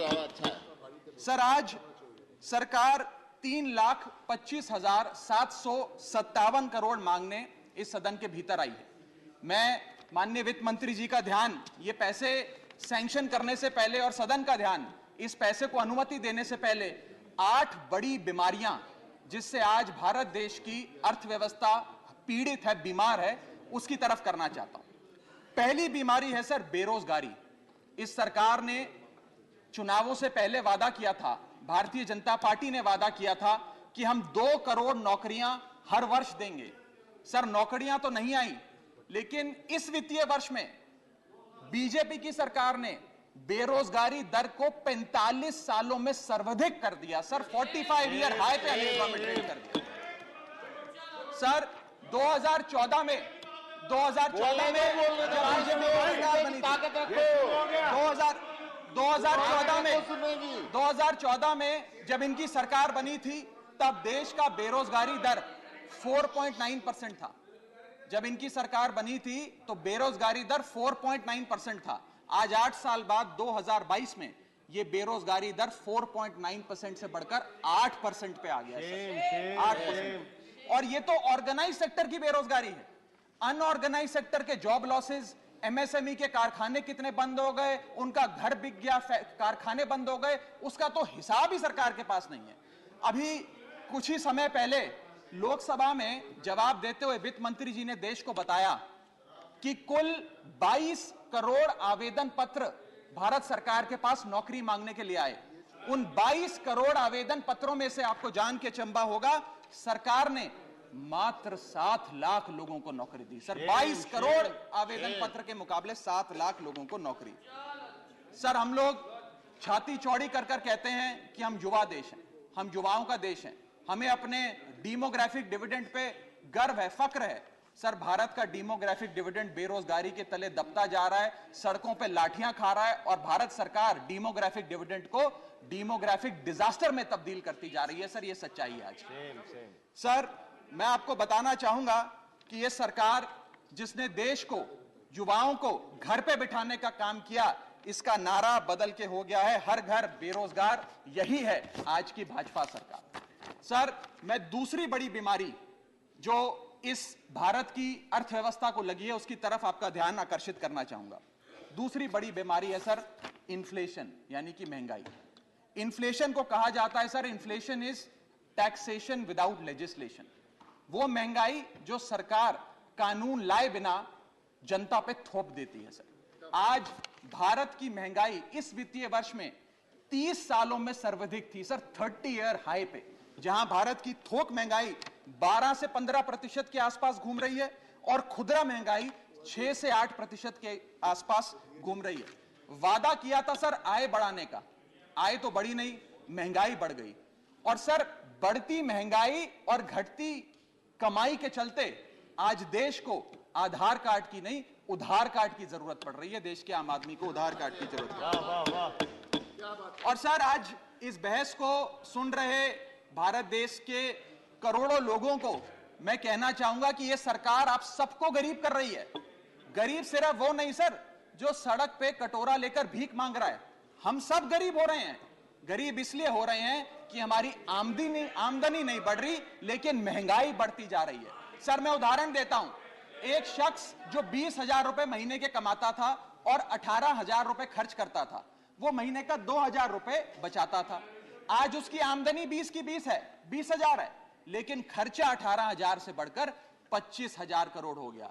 यानी कि 20,000 की आमदनी, 25,000 का खर्च, 5,000 रुपए की नुकसान का खामियाजा का कर्जा देश का एक एक आदमी भुगत रहा है। सर मैं बताना चाहूंगा, सुनिए मेरी बात ध्यान से। जब 2014 में महंगाई का आलम देखिए सर, 2014 में जब यह सरकार बनी थी तो पेट्रोल 55 रुपए प्रति लीटर पे बिकता था। आज पेट्रोल 100 रुपए प्रति लीटर पे बिकता है। डीजल 45 लीटर पे बिकता था, 45 रुपए प्रति लीटर। वो डीजल आज 90 रुपए प्रति लीटर पे बिक रहा है सर। एक गैस का सिलेंडर 400 रुपए का मिलता था बाजार में 2014 में जब इनकी सरकार आई थी। आज वो गैस का सिलेंडर 1100 रुपए का हो गया सर, 1100 रुपए का। दूध 1 लीटर 36 रुपए का मिलता था, दूध आज 60 रुपए प्रति लीटर हो गया है। और सर सीएनजी 40 रुपए प्रति यूनिट प्रति केजी मिला करती थी, आज वो सीएनजी 80 रुपए प्रति यूनिट मिलती है सर। इस सदन में सर जब प्याज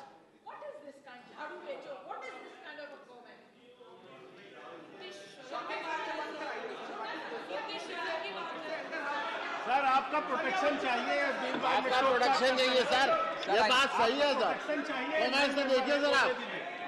चलो बोलो सर, बोलो, चलो बोलो बोलो बोलो sir sir sir sir sir जब देश में, I am not yielding but sir, इस देश में जब प्याज के दाम 100 रुपए प्रति केजी के ऊपर हो गए और इस सदन में हंगामा हुआ तो माननीय वित्त मंत्री जी ने कहा कि मैं प्याज नहीं खाती, तो मुझे उनके भाव से, प्याज की कीमतों से कुछ लेना देना नहीं है। ये मेरा विश्वास है सर कि माननीय वित्त मंत्री जी आटा, चावल, दाल, दूध, दही, पनीर तो अवश्य खाती होंगी, क्योंकि इन सब के भाव बढ़ गए। जीएसटी लगा लगा के इन्होंने देश की थालीनॉमिक्स, फूड इन्फ्लेशन को बिगाड़ दिया।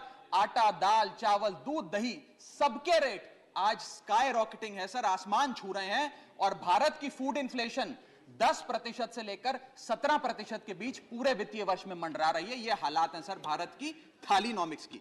मैं बताना चाहूंगा सर कि इस सरकार ने अमीरों को अमीर और गरीबों को गरीब करने का काम किया।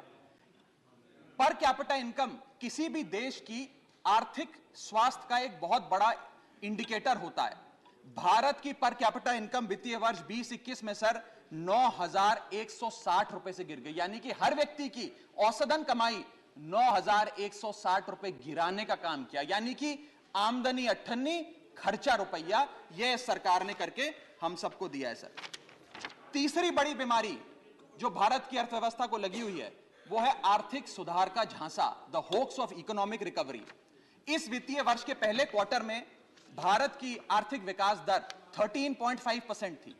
दूसरा क्वार्टर आते आते, जिसे फेस्टिवल क्वार्टर कहते हैं, जिसमें बड़े बड़े त्योहार आते हैं, जिसमें खपत भी बढ़ती है, उत्पादन भी बढ़ता है, मांग भी बढ़ती है, उस क्वार्टर में आर्थिक विकास दर 13.5% क्वार्टर 1 के मुकाबले गिरकर 6.3% पे आ गई सर, यानी कि आधी हो गई।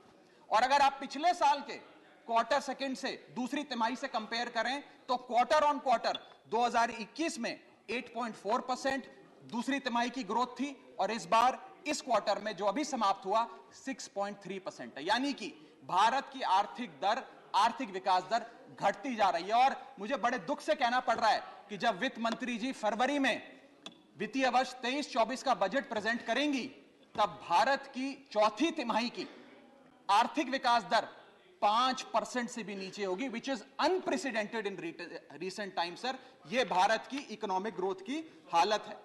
और यह वर्ष तो जो बीत गया, इस वर्ष तो आपने आर्थिक जो विकास दर था उसकी ऐसी तैसी कर दी। अगले साल के आर्थिक विकास दर के आंकड़े सुनिए। सरकार चाहती है हम 8% पे आगे बढ़ें। वर्ल्ड बैंक कहता है वित्तीय वर्ष 23-24 में हम मात्र 6% पे ग्रो करेंगे। क्रिसिल कहता है हम 6% पे ग्रो करेंगे।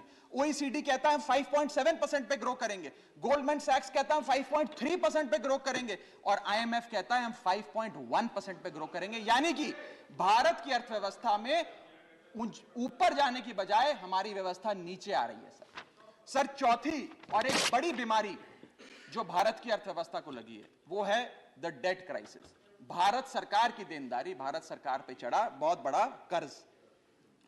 सर 1947 से लेकर 2014 तक यानी कि इन 67 सालों में कई पार्टियों की सरकारें नहीं, केंद्र में कई पार्टियों ने शासन किया, इन 67 सालों में तमाम पार्टियों की सरकारों ने मिलकर कुल कर्जा 55 लाख करोड़ का लिया था। और बीते 8 सालों में 2014 से 2022 में इस बीजेपी की सरकार ने कुल कर्जा 85 लाख करोड़ रुपए लिया। यानी कि एक तरफ 67 सालों का, बीते 67 सालों का 55 लाख करोड़ का कर्जा, और इस सरकार ने अकेले 8 सालों में 85 लाख करोड़ रुपए का कर्जा ले लिया। मैं पूछना चाहता हूं इनसे कि ये तो मुफ्त की रेवड़ी भी नहीं बांटते, ये तो मुफ्त की रेवड़ी में भी विश्वास नहीं रखते, तो फिर इनका कर्जा इतना कैसे बढ़ता जा रहा है? ये पैसा जा कहां रहा है, किसकी जेब में जा रहा है? दोस्तवाद की नीति के तहत कौन से इनके दोस्त हैं जिन्हें फायदा पहुंचाया जा रहा है? ये मैं पूछना चाहता हूं सर 2014 में जब भाजपा की सरकार बनी तो government debt to GDP ratio 40% था, मात्र 40%। आज government debt to GDP ratio इस देश में 90% छू रहा है सर, 90%। और इस देश की डेट की स्थिति बढ़ाकर 1,55,000 करोड़ का 1,55,000 करोड़ का कुल कर्जा इस देश ने लिया सर। पांचवी बीमारी जो भारत की अर्थव्यवस्था को लगी हुई है, पांचवा बड़ा रोग, किसानों का संकट। सर मैं बताना चाहूंगा कि बड़े बड़े उद्योगपतियों के, अपने दोस्तों के बड़े बड़े लोन्स इन लोगों ने माफ कर दिए, लेकिन भारत देश के किसान की जो कर्जा था, जो डेट था, वो पिछले 8 सालों में 53% बढ़ा है, कम नहीं हुआ सर, 53% इंक्रीज हुआ है, जिसके चलते आज एवरेज फार्मर डेट, पर फार्मर डेट इस देश की 74,000 रुपए, यानी कि 74,000 रुपए का कर्जा आज देश के हर किसान के सर पर है सर। अगर किसान अपना कर्ज का भुगतान नहीं करता तो उसके नाम के नोटिस चिपकाकर किसान की बदनामी करती है ये सरकार, और बड़े बड़े उद्योगपति जो लाखों करोड़ रुपए डकार गए उन्हें बिजनेस क्लास में बिठा के देश से रवाना करती है सर ये सरकार। सर आज हमारा देश का अन्नदाता, देश का किसान जो हमारा पेट भरता है, जो हमें खाना देता है सर, आज वो जहर खाने को मजबूर हो गया है। एनसीआरबी का डेटा बताता है कि वित्तीय वर्ष 21-22 में 10,851 किसानों ने आत्महत्या करी। यानी कि इस देश में औसत रोज के 30 किसान आत्महत्याओं की आती है, 30 किसान रोज इस देश में आत्महत्या कर रहे हैं। हम आजादी का अमृत महोत्सव मना रहे हैं and 30 farmers per day in this country commit suicide sir. मैं अपने ट्रेजरी बेंचेस पे बैठे मित्रों को यह भी कहना चाहूंगा कि किसान भोला है, भुलक्कड़ नहीं है। वो ये नहीं भूला कि 1 साल आपने उसे खुले आसमान में सड़कों पे आंदोलन करने के लिए उतारा था, जिसमें 800 से ज्यादा किसानों की शहादत हुई सर। और सर किसानों के बारे में मैं एक आपको बड़ी महत्वपूर्ण जानकारी देना चाहता हूं। किसानों की आय दुगनी करने का वादा इस सरकार ने किया था कि हम बढ़ाएंगे और दुगनी करेंगे। आय दुगनी करना तो छोड़ दीजिए, स्टैंडिंग कमेटी ऑन एग्रीकल्चर की रिपोर्ट बताती है कि 4 से ज्यादा राज्यों में आय बढ़ाना तो दूर, 30% किसानों की आय घट गई सर, बढ़ाना तो दूर की बात। आय किसान की घटाने का काम इन लोगों ने किया, और एक ऐसे दौर में जब भारत की रूरल इन्फ्लेशन भारत की अर्बन इन्फ्लेशन से ज्यादा है, यानी कि गांव में रहना महंगा है शहरों के मुकाबले। सर मैं छठी बीमारी पे आता हूं। जो छठी बीमारी भारत की अर्थव्यवस्था को लगी हुई है सर, वो है प्राइवेट सेक्टर इन्वेस्टमेंट में गिरावट। 2 बड़े फायदे इस सरकार ने कॉर्पोरेट जगत को दिए। पहला, कॉर्पोरेट टैक्स कम करके 30% से घटाकर 22% कर दिया, जिसमें 1.5 लाख करोड़ का फायदा 1.5 लाख करोड़ का फायदा कॉर्पोरेट्स को दिया, और सरकार का हर साल का 1.5 लाख करोड़ का नुकसान कराया। और दूसरा बड़ा फायदा, अपने दोस्तों के उद्योगपतियों के पिछले 5 वित्तीय वर्षों में 10 लाख करोड़ रुपए राइट ऑफ कर देने, वो माफ कर देने। ये 2 बड़े फायदे उन्होंने, रियायतें। Honourable member, you have twice made observations अपने दोस्तों के। I have taken note of it. These are one second. Can't you keep your seat? Honorable Member Jaya Bachchan raised a very important issue. I wanted to reflect to it after you had concluded, but since you have continued with the 2 indiscretions, you need to be careful about it. Okay. Everything which you say here leads to consequences. as regards what the honorable member said, if someone is speaking, where is the occasion to make a shouting of that kind? I deprecate this, whether it is from this side or that side. Thank you, sir. Everyone is entitled to patient hearing, and let us not show aggression except in our thought process. Both sides are there, so be careful about it. Go ahead. Sir ये दो फायदे पहुंचाने के बाद, corporate जगत को फायदे पहुंचाने के बाद जब सरकार से पूछा गया कि आपने ये फायदे क्यों दिए, तो सरकार कहती है इससे रोजगार उत्पन्न होगा। रोजगार तो उत्पन्न हुआ नहीं सर। भारत में आज बेरोजगारी की दर 45 साल में सर्वाधिक है। दूसरा, इन्होंने कहा कि वस्तुएं सस्ती हो जाएंगी बाजार में। महंगाई की दर 30 साल में सर्वाधिक है, महंगाई भी कम नहीं हुई। और तीसरी चीज जो सरकार हमें बताती है कॉर्पोरेट जगत को ये फायदे देने के लिए कि प्राइवेट निवेश इस देश में बढ़ेगा। सर मैं आपको बता दूं कि प्राइवेट निवेश Q1 फाइनेंशियल ईयर 22-23 में 20% से घटा है। प्राइवेट इन्वेस्टमेंट 2022 के अगर आप आंकड़ों की बात करें तो 22% से गिरी है। फॉरेन इन्वेस्टमेंट 59% से घटा है। और GFCF जिसे ग्रॉस फिक्स्ड कैपिटल फॉर्मेशन कहते हैं, जो इंडस्ट्री का इन्वेस्टमेंट होता है, जो इंडस्ट्री फिक्स्ड कैपिटल में इन्वेस्ट करती है, वो वित्तीय वर्ष 19-20 से लेकर आज तक लगभग सारे क्वार्टर्स में गिरता गया, 1-2 क्वार्टर छोड़ के। ये प्राइवेट इन्वेस्टमेंट के हालात हैं इस देश में। मैं कहना चाहूंगा माननीय वित्त मंत्री जी को कि आज से 2-3 महीने पहले इंडस्ट्री से बात करते हुए वित्त मंत्री जी ने कहा that why is the Indian corporate sector not investing. उन्होंने उन्हें डांट के कहा कि आप लोग क्यों नहीं इन्वेस्ट कर रहे हैं। मैं बताना चाहता हूं क्यों नहीं इन्वेस्ट कर रहे हैं। इन्वेस्टमेंट रियायतें देने से नहीं आती, इन्वेस्टमेंट डिमांड क्रिएट करने से आती है। आपको मार्केट में मांग क्रिएट करनी पड़ेगी। जब मांग क्रिएट होगी तो उत्पादन भी होगा और खपत भी होगी। मैं एक और महत्वपूर्ण आंकड़ा आपके सामने रखना चाहता हूं सर। 7वीं बड़ी बीमारी जो भारत की अर्थव्यवस्था को लगी है, devaluation of the Indian rupee, गिरता हुआ रुपया। सर आज हम आजादी का अमृत महोत्सव बना रहे हैं और सरकार ने आजादी के अमृत महोत्सव वाले साल में रुपये को मार्गदर्शक मंडल में डाल दिया है सर। रुपया 82 रुपए हो गया है। जब ये सरकार बनी थी तो रुपया 60 रुपए। सर खत्म करने दीजिए। Is my maiden speech sir please. Sir maiden speech है। सर इसमें मेडन सर 2014 में सर 2014 में $1 जब इनकी सरकार आई थी वो 60 रुपए का मिलता था सर। आज $1 82 रुपए का हो गया। ये सरकार कहा करती थी, कई बड़े नेता इनके दिग्गज कहा करते थे कि जब रुपया गिरता है तो भारत की साख गिरती है, भारत की प्रतिष्ठा गिरती है। आज तो सर लगता है कि साख, प्रतिष्ठा और रुपया सब न्यूनतम स्तर पे आ गया सर। मैं आपको यह भी बताना चाहता हूं सर कि कोई भी अर्थशास्त्री आपको यह बताएगा कि जब रुपया गिरता है तो भारत के एक्सपोर्ट बढ़ते हैं और बढ़ने चाहिए भी सर। क्यों बढ़ते हैं? क्योंकि मान लीजिए कोई बहुत बड़ा बायर अमेरिका में बैठा है, वो भारत की एक वस्तु $5 पे खरीदता था। आज क्योंकि डॉलर मजबूत हो गया और रुपया कमजोर हो गया, वो वस्तु $3.5 में उसे मिल जाती है, तो वो ज्यादा ऑर्डर देता है, भारत के एक्सपोर्ट बढ़ते हैं। लेकिन आज एक बड़ी चौंका देने वाली स्थिति इस देश में है कि रुपया तो गिर रहा है, डॉलर मजबूत हो रहा है, लेकिन भारत के एक्सपोर्ट्स भी गिर रहे हैं। और एक्सपोर्ट्स क्यों गिर रहे हैं, यह मैं सवाल भारत की वित्त मंत्री जी से पूछना चाहता हूं।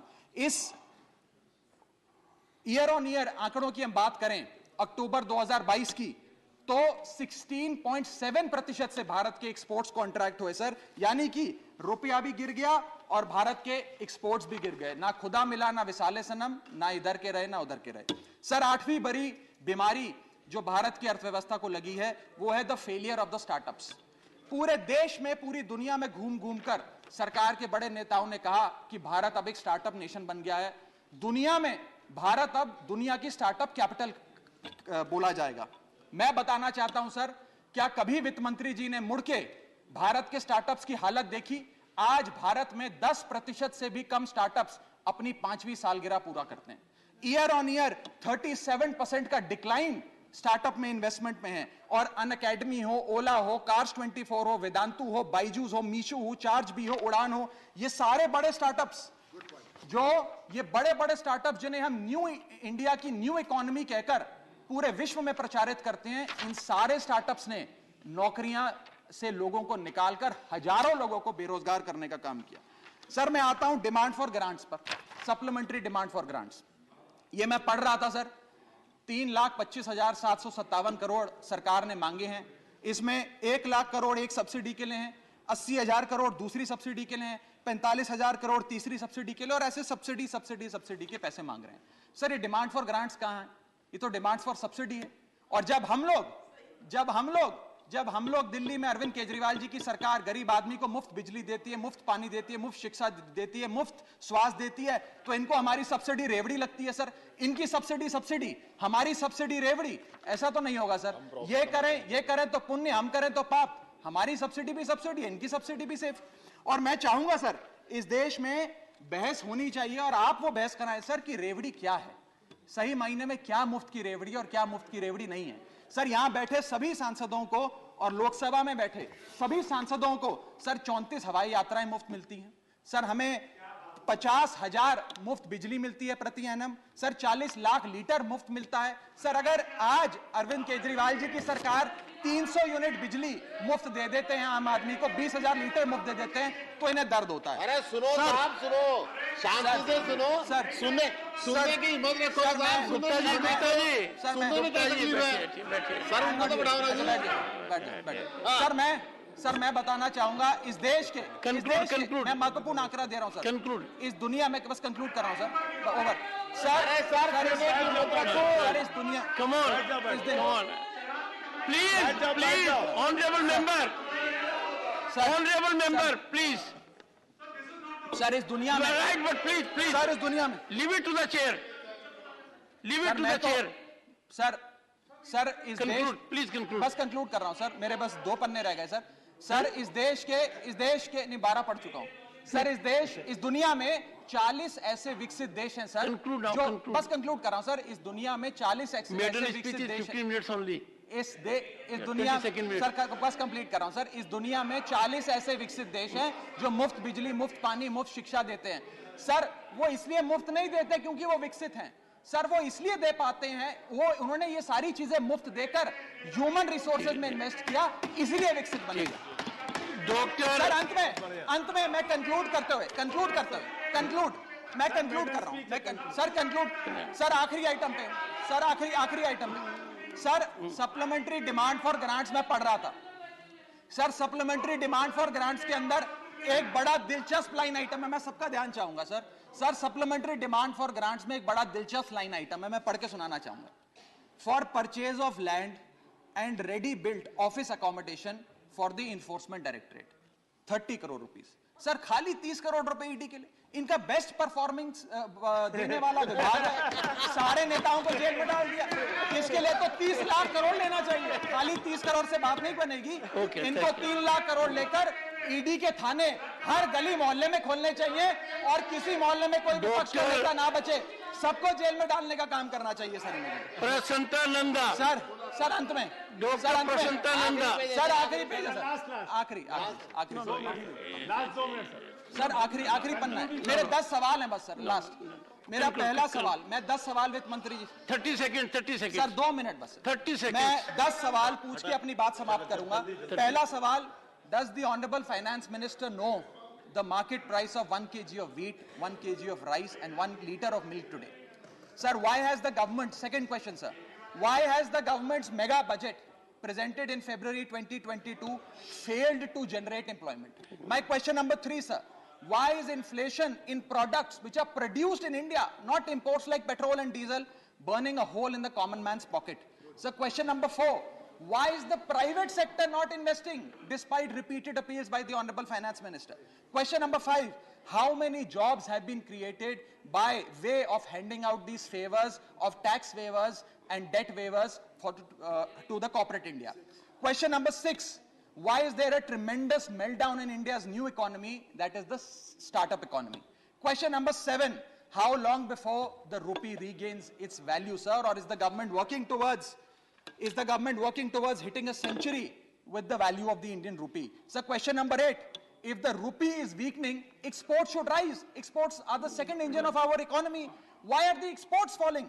Question number 9, given the sad plight of Indian economy, where the growth rate is lesser than the inflation rate, has India formally entered stagflation? Conclude. And my last question is, when will the government reduce the tax burden on the common man, that is the GST? Dr. Prashant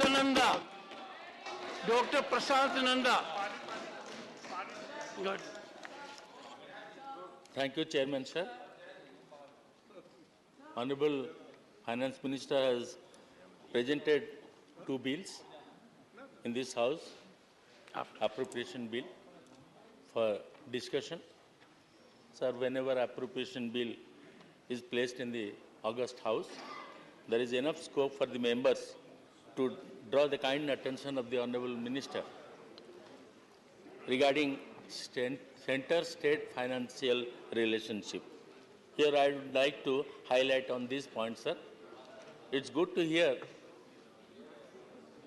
from the Honorable Minister that India is trying to achieve $5 trillion economy. Very good. But at the same time, we from the states want to grow too. But the financial relationship between center and state for the last 7.5 years is not satisfactory, sir. Sir, my points, sharing patterns are in CSS for Odisha at par with northeastern and Himalayan states. Sir, delinking of 8 centrally sponsored schemes from central support, discontinuance of special plan for KBK, as was told by my previous speaker, and central assistance for IAP districts, abolition of normal central assistance, and a steep increase in states' share of centrally sponsored schemes have imposed severe financial burden on the states, sir. Sir, the unique geoclimatic condition of Odisha make it vulnerable to multiple and frequent natural disasters.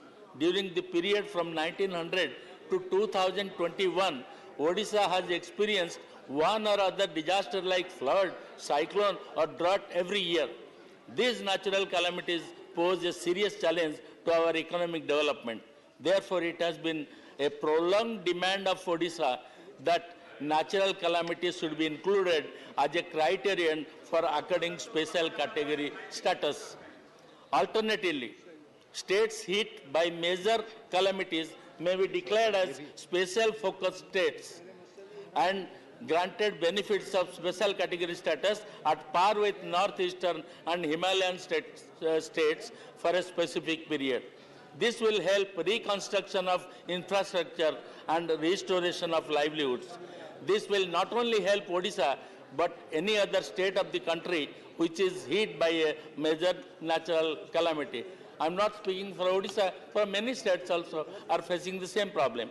Will the central government allow the sharing pattern in CSS at par with northeastern and Himalayan states for the state of Odisha with vulnerability to frequent natural disasters and having a high percentage of population below poverty line? Sir, my next point is percentage of central share in SDA-RMF.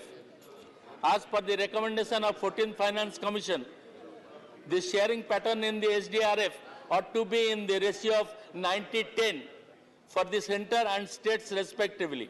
But the Union government in the explanatory memorandum accepted the recommendation of 14th Finance Commission with modification that the percentage share of the states will continue to be as before, that is 75-25.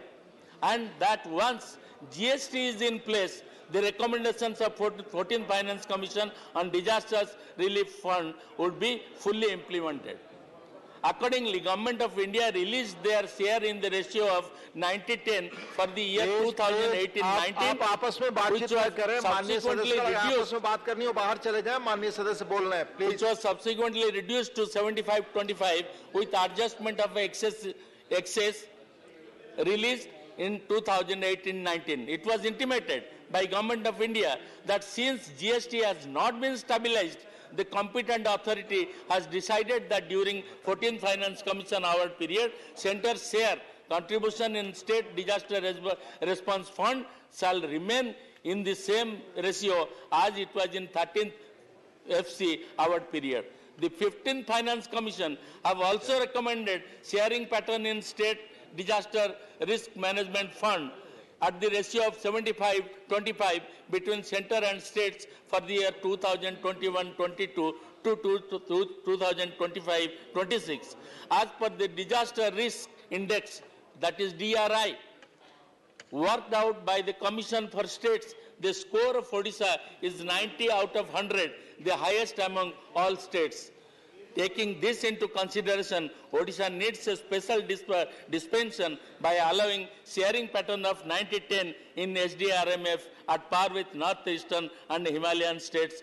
And here is my question: will the Minister Finance will allow sharing pattern of 90-10 in SDRMF as a special dispensation for Odisha? Next point comes discontinuance of off-budget central transfers for central sponsored schemes. Funds in respect of some centrally sponsored schemes, CSS, are being released by Government of India directly to the implementing agencies, bypassing state treasuries. Off-budget transfers without being routed through the consolidated fund of the state, and the state budget is a distortion in the fiscal transfer mechanism. This also results in parking of funds in the bank accounts of the implementing agencies.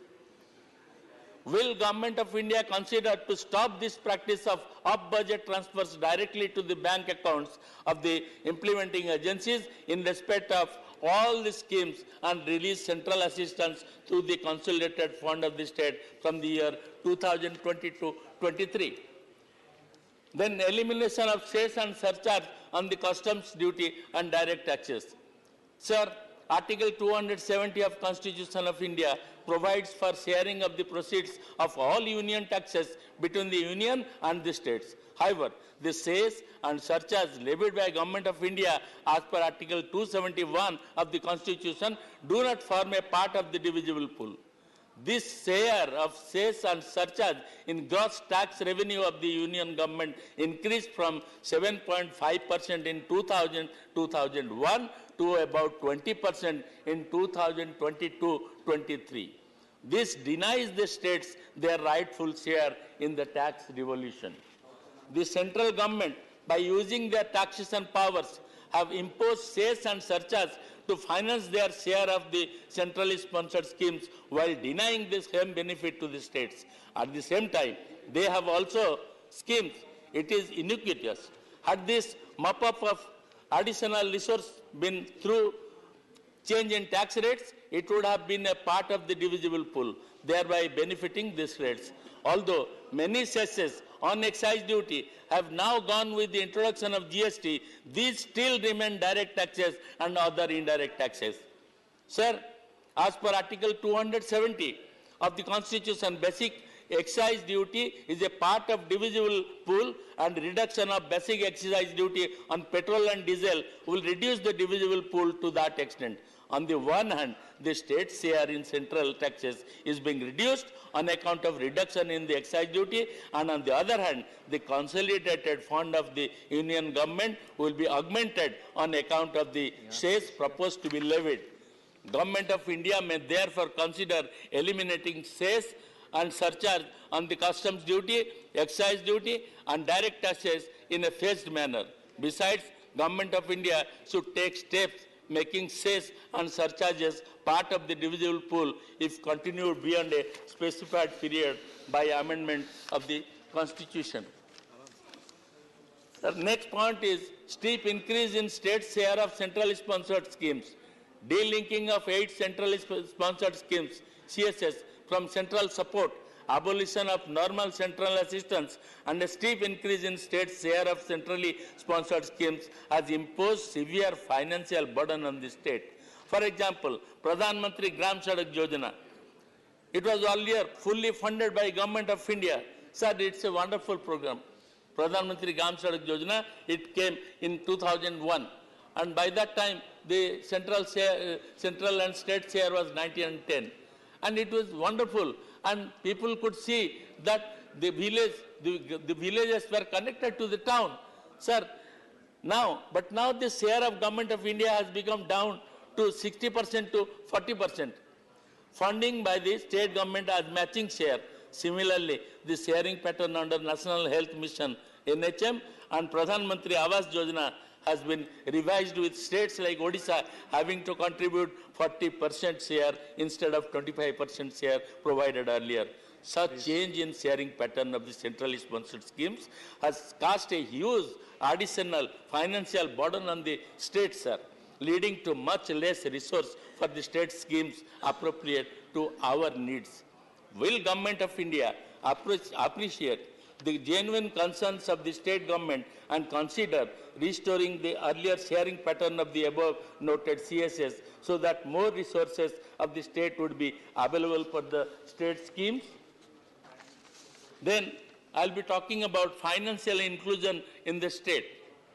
Sir, financial inclusion means the delivery of basic financial services, which includes opening of savings bank accounts, making available small loans, microcredit, micro-insurance products, and remittance facility, in addition to financial literacy and consumer protection at affordable costs.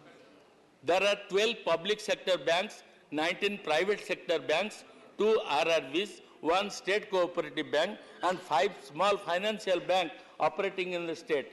As on 30/6/2022, there are 5,705 B&M branches in the state, out of which 2,963, that is 51.94%, branches are located in rural areas, 1,515, 26.56% branches are in semi-urban area, and 1,227, that is 21.51% branches are in urban areas.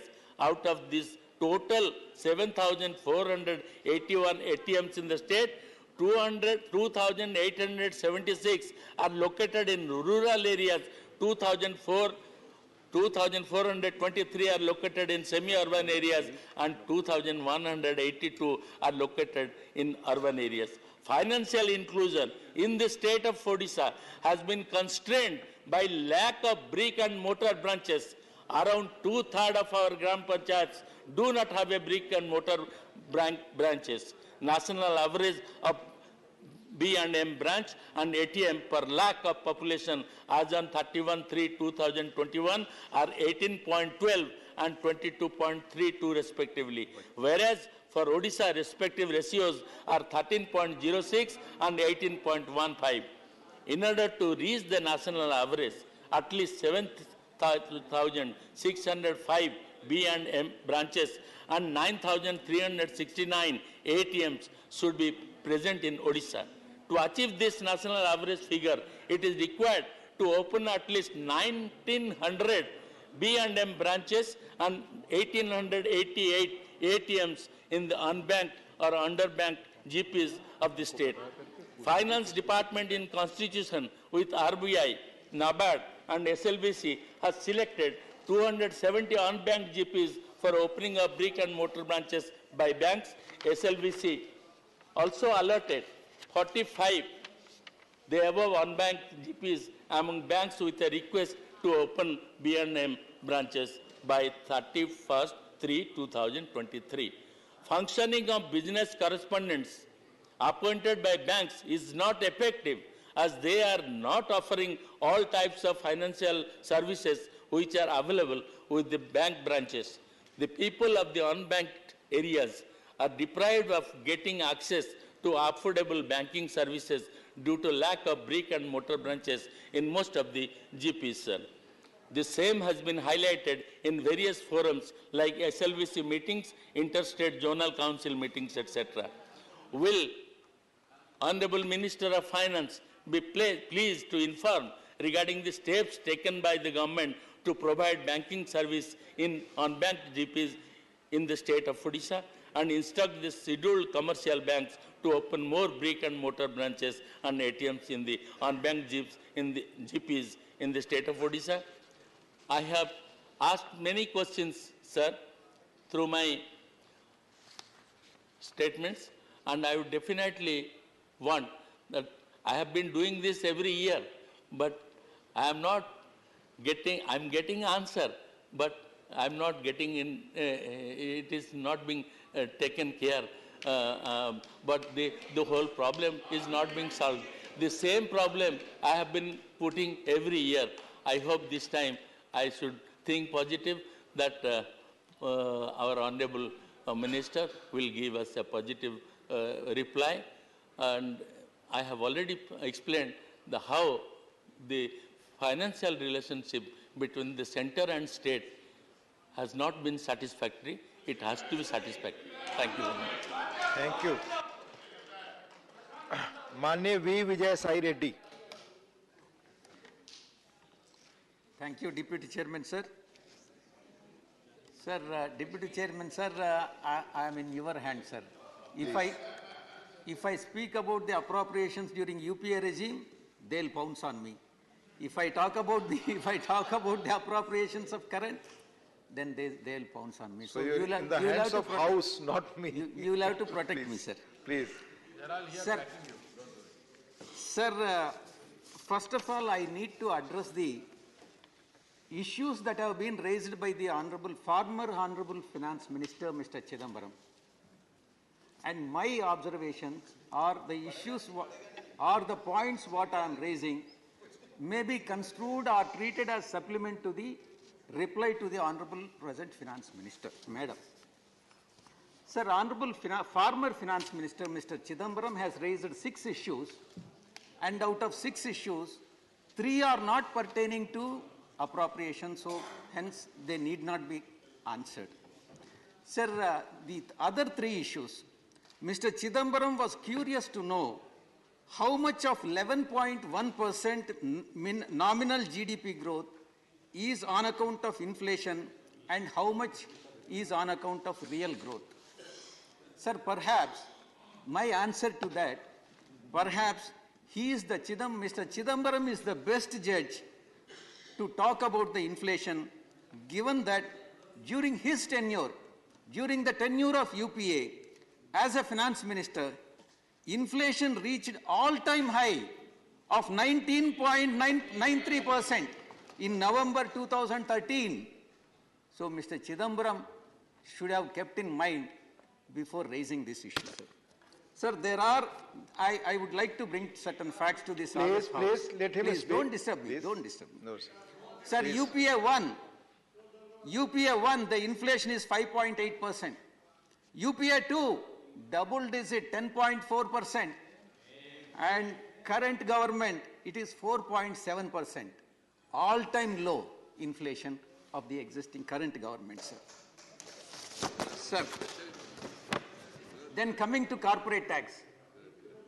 Coming to corporate tax, which Mr. Chidambaram has raised. Sir, Mr. Chidambaram spoke about the declining share of corporate tax. Please. In the total pool of tax revenue. Manoj, it's not nice. Please, आपस में बात करें. I am in your hands, sir. You have to protect me. No. I have already brought it to your notice.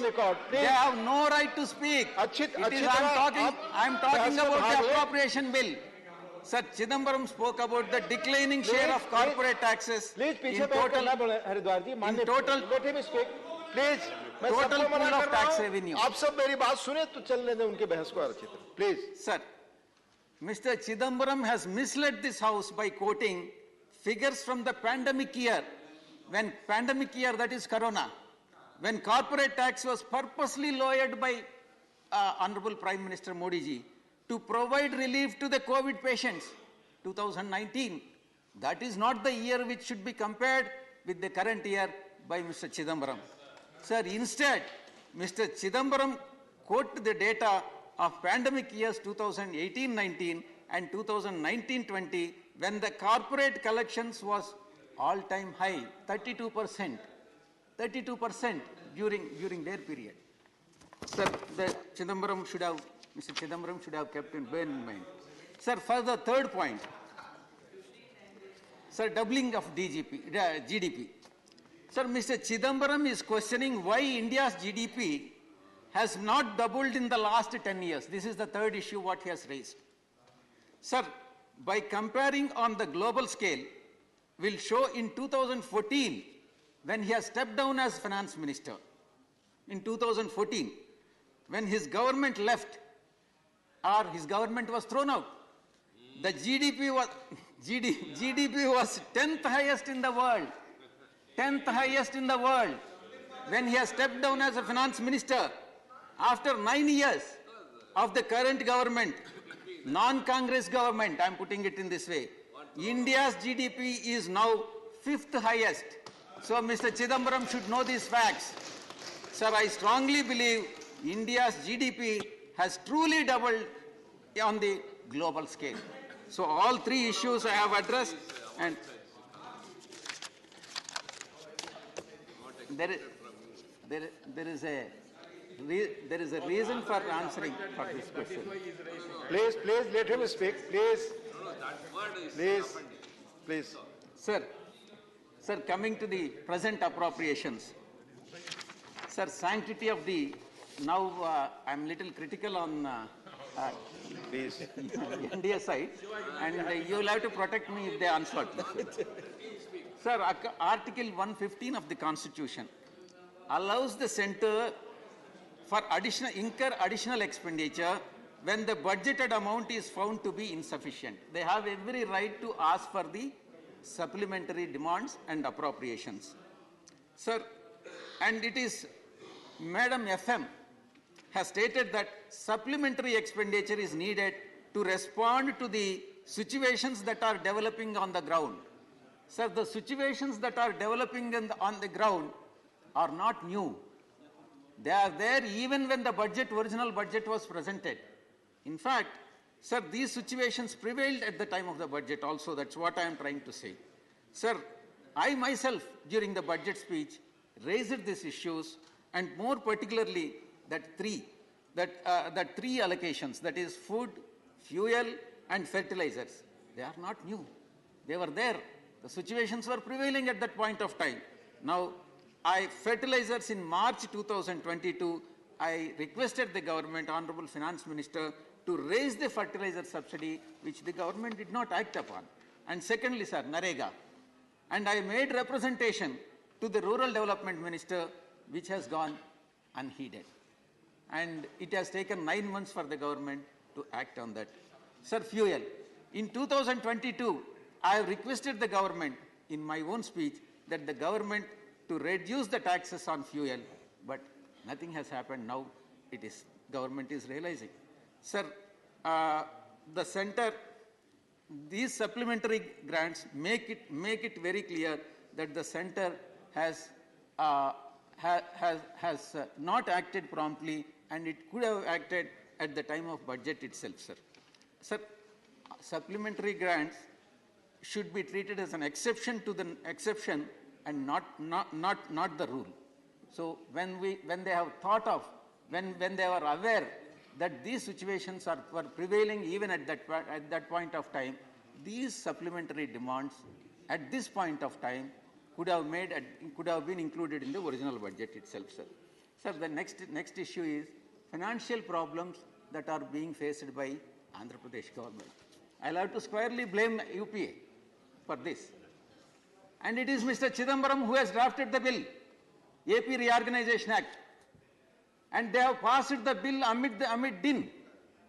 And they have closed the doors of Lok Sabha and then passed the bill.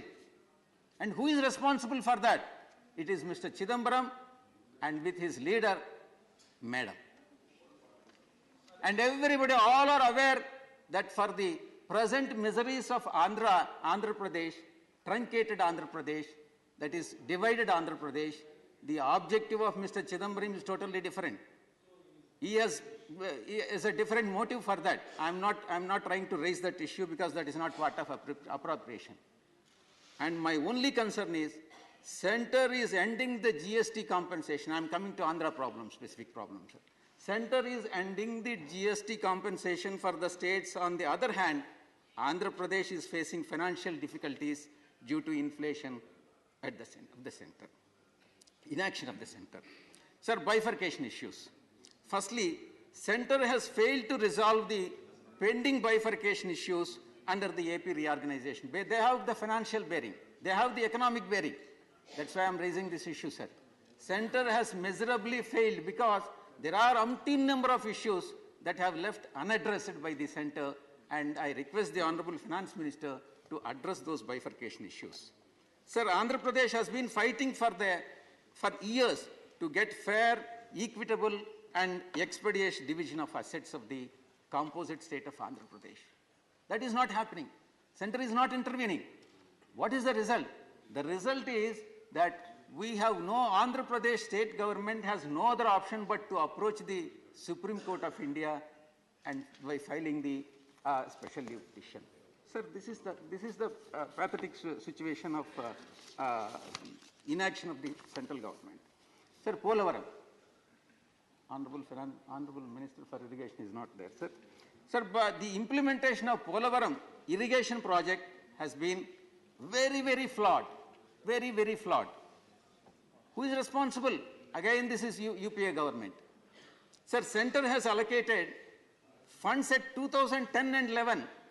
The rates which they have given, finalized the Polavaram project with the rates of 2010 and 11 for the project that is implemented in 2022. Which contractor will do it, sir? Will any contractor would like to incur the loss on the project? No. No state government can implement it. And center also can't implement it.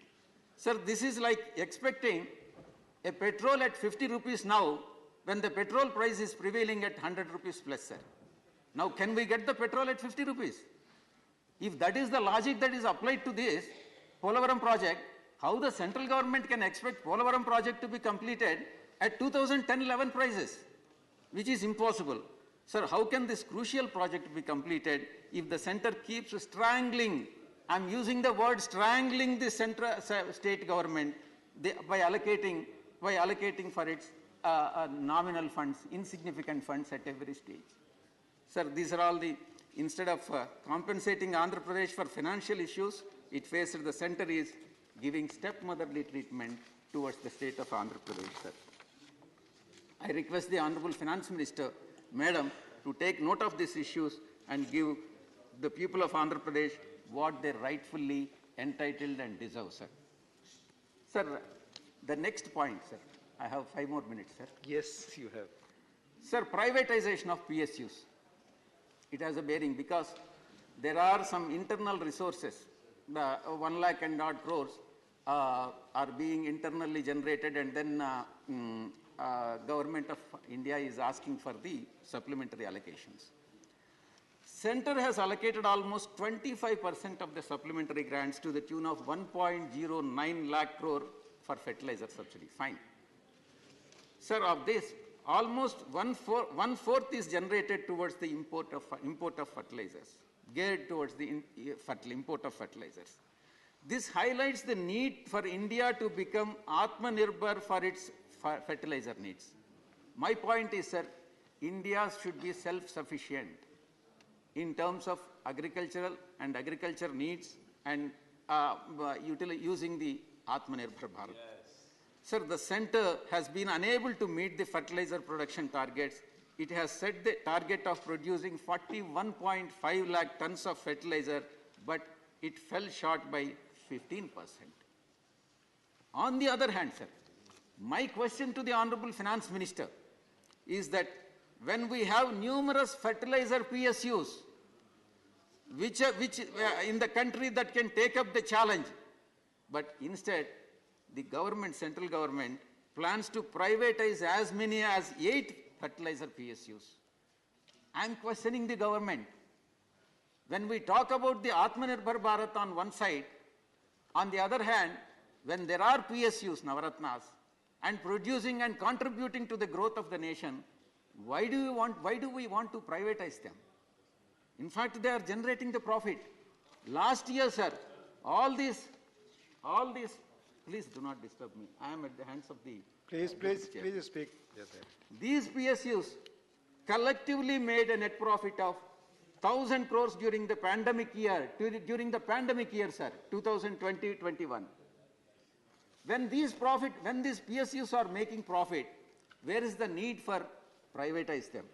Sir, these 8 PSUs are Brahmaputra Valley Fertilizer Corporation, Fertilizers and Chemicals Travancore, Aravali Gypsum and Minerals, Madras Fertilizer Limited, and National Fertilizers Limited, Rashtriya Chemicals and Fertilizers, Fertilizer Corporation of India, and Hindustan Fertilizer Corporation Limited. These are all the 8 PSUs which are profit-making and going to be privatized. My question to the Honorable Finance Minister, where is the need for privatization of these?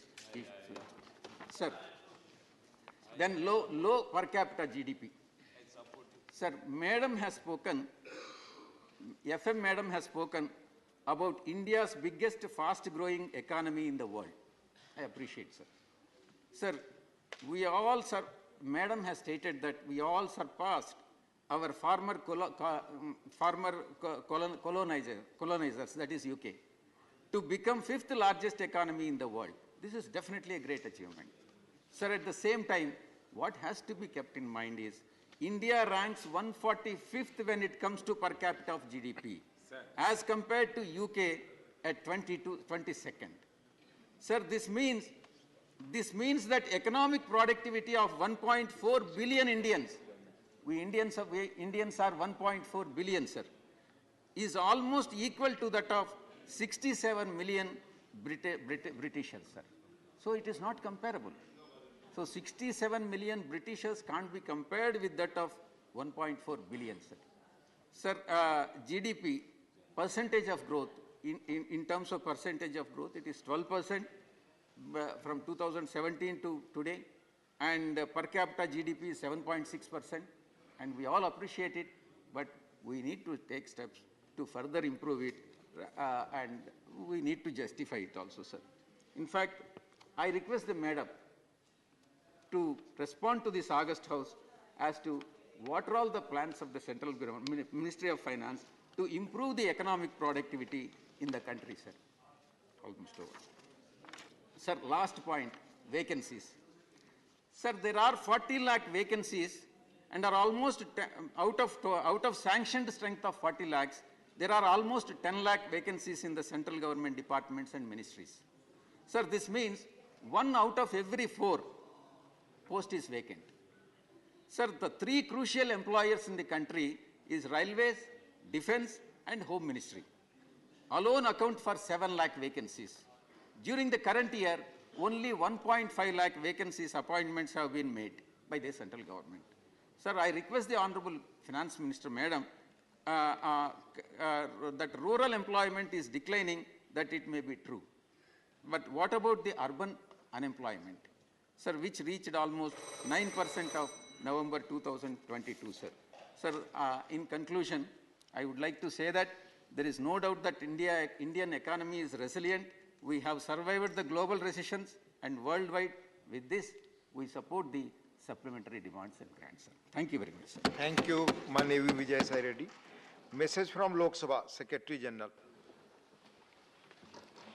Sir, with your kind permission, I rise to report that the Lok Sabha at its sitting held on the 19th December 2022 passed the Maritime Anti-Piracy Bill 2022. I lay a copy of the said bill on the table. Thank you. Manya Anil Hegde ji. आदरणीय उपसभापति महोदय, पहले आपको मैं धन्यवाद देता हूं, आपने मुझे बोलने के लिए समय दिया. Sir, I rise to speak on the appropriation bill demands for grants and supplementary demands, sir. Sir, Bihar के माननीय मुख्यमंत्री जी तो जो स्पेशल कैटेगरी स्टेटस के बारे में जो मांग किए हैं, विशेष दर्जा, जातीय जनगणना के संबंध में उन्होंने मांग किए हैं. और बिहार में आप जानते हैं कि वहाँ का फ्लड हैवॉक्स जो होता है, इसके लिए जो फंड्स के मांग किए हैं, तो इसका फंड्स के मैं समझता हूँ कि इसके फंड्स के अभाव के कारण नहीं दिया जा रहा है. ये सब हमारा मांग को पूरा नहीं किया जा रहा है.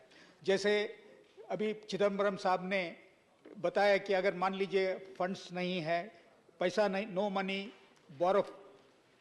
बोरो करो करके, तो मैं कैसा भी हो, मैं सरकार से मैं मांग करता हूं कि हम लोगों का जो डिमांड्स जो है इसको पूरा करना चाहिए. और जैसे हम लोग यहाँ पर अप्रोप्रिएशन बिल के संबंध में हम लोग विषय पर हम लोग बात कर रहे हैं, यहाँ पर रामलीला मैदान में आप ही लोगों का संगठन भारतीय किसान संघ के लोग जो रैली कर रहे हैं, जो मिनिमम सपोर्ट प्राइस के बारे में मांग कर रहे हैं और ऑर्गेनिक फार्मिंग के संबंध में मांग कर रहे हैं.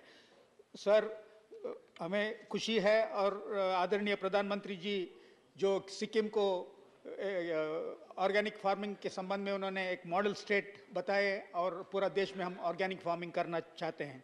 अभी सुशील मोदी साहब अभी जो अपना भाषण में कहें कि इसके लिए सब्सिडी के लिए फर्टिलाइजर के लिए 2 लाख करोड़ सब्सिडी हम लोगों का सरकार ने दिया है। मैं समझता हूं ये तो ऑर्गेनिक फार्मिंग के लिए ही, ऑर्गेनिक फर्टिलाइजर के लिए ही ये सब चीज़ दिया होगा। सर, मेरा जानकारी ये है कि देश में जो बहुत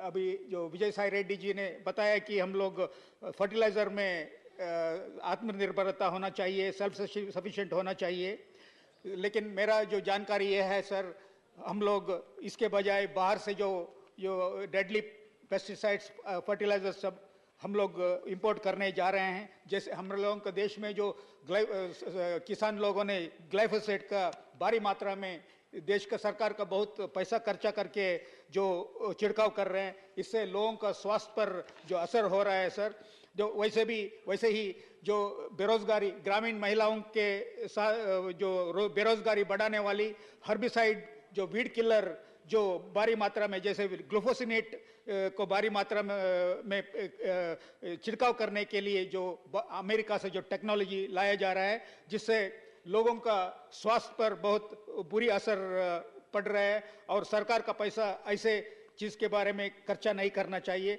साथ में ये प्रधानमंत्री जी का जो प्राथमिकता है जो उसके विरोध में है। और अंत में मैं यही बात बोलना चाह रहा हूँ, एक उदाहरण दे करके, सरकार में जो नेशनल बायोडाइवर्सिटी अथॉरिटी है, PPVFR है, protection of farmers rights and rights authority जो है, और GEC genetic engineering committee approval committee जो है, अप्राइजल कमिटी, ये जो है रेगुलेटर है, इस पर सरकार जो बहुत पैसा खर्च किए हैं, लेकिन ये संस्था क्रॉस पर्पसेस में काम कर रहे हैं सर। और मैं एक उदाहरण आपको दे रहा हूं, जैसे कि धारवाड़ विश्वविद्यालय के वाइस चांसलर और अमेरिका का जो मॉन्सेंटो का जो कंपनी और उसका सब्सिडरी यहाँ का मैको जो है, यहाँ पर जो बायोपायरेसी का काम किए हैं और जो जैविक चोरी का काम किए हैं, जिस पर एनवायरमेंट सपोर्ट ग्रुप नाम से जो संगठन है, नेशनल बायोडाइवर्सिटी अथॉरिटी पर एक जो मुकदमा चलाया है, और उसमें देश का ये जो बायोलॉजिकल डाइवर्सिटी एक्ट का सेक्शन 40 का कॉन्स्टिट्यूशनल वैलिडिटी को उन्होंने चैलेंज किया है, जो अभी उसके ऊपर नेशनल बायोडाइवर्सिटी अथॉरिटी ने केंद्र सुप्रीम कोर्ट में स्टे लाया है, जिसके वजह से 9 साल से ये चीज़ यहाँ पर पेंडिंग रहा है, जिसके कारण जो सेक्शन 40 जो बायोलॉजिकल डाइवर्सिटी एक्ट में जो हम लोगों का जो प्रजाति है, जो कई सारा वैरायटी है जो प्लांट्स का, ये इसका प्रोटेक्शन जो खत्म करने का जो उसका जो पावर है, उसके कारण ये जो 9 साल का जो कोर्ट का जो में जो पेंडिंग है, उसको यूज करके लगभग 400 वैरायटी का पर ये प्रोटेक्शन हटाया गया है सर। इसलिए मैं आपसे आपके द्वारा सरकार से निवेदन करता हूं कि ये जो नेशनल बायोडाइवर्सिटी अथॉरिटी और protection of plant varieties and farmers rights authority PPVFR है, और जेनेटिक इंजीनियरिंग अप्राइजल कमिटी, ये लोग अपना काम ठीक से करें। ये इतना मैं बोल मेरा बात खत्म करता हूँ। धन्यवाद माननीय हेगड़े जी। माननीय वीरेंद्र कुमार वैश्य। Thank you very much, sir. I standing here today to support the appropriation bill submitted by Honorable Finance Minister, sir.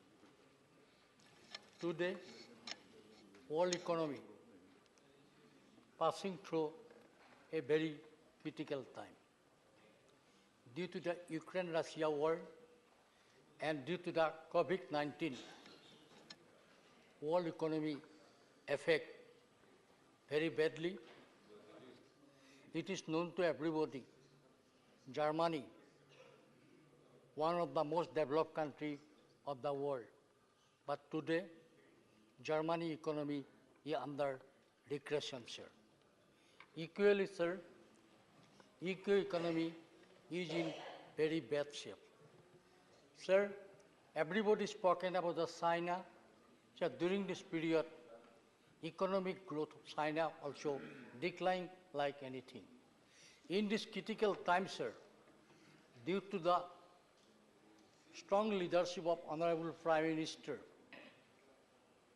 Indian economic growth is projected near about 7% by the International Monetary Fund. This is a very good job, sir. In this critical time, we must admit, we must compliment our government, sir. Sir, our government, under the leadership of Narendra Modi government, is a agriculture, farmers-friendly government, sir, and which is reflected today totally in the appropriation bill, sir. In the appropriation bill, a major percent of money is going to spend for fertilizer, sir. And fertilizer, in addition, sir, not only fertilizer, major percent of money from this appropriation bill is going to spend for the subsidy to the fertilizer, sir. It means this government is totally farmers-friendly government, and the government don't like to impose more burden on farmer. Only for that reason, subsidy is farmer is increasing anything, sir. Sir, in here, many speakers spoken about the China, including former Prime Minister, former Finance Minister Chidambaramji also expressed questioning about relation between India, China, and capacity of India to fight with China, sir. But I am from northeastern region, sir. You cannot compare China because we know too what is happening in the Indo-China border, sir. Sir, don't compare India with China with 1960, sir, because this is not Congress government. Sir, now government is not by Jawaharlal Nehru. Now government is led by Narendra Modi ji. Yes. Sir, recently, it is known to everybody, the matter was discussed many times in the House, sir, about the China tried to enforce Indian land in the Arunachal. But I salute to Indian soldier. Very courageously, Indian soldier fight with China, and they defeated the China, and China failed to capture our land, sir. We must compliment our government, sir. Sir, speaking to very easy, sir.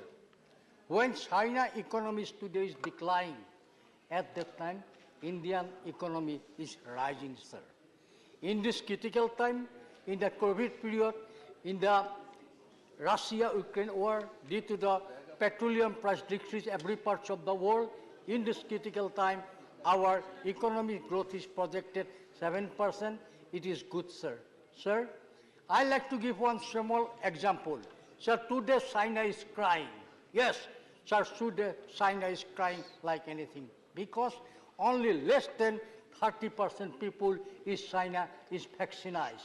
Due to the less numbers of vaccinated in China, they suffer and they're thinking about the death rate of the Chinese people, and China, every part of the China, now they're imposing lockdown, and there's a revolt against the Chinese government in the every part of the China, sir.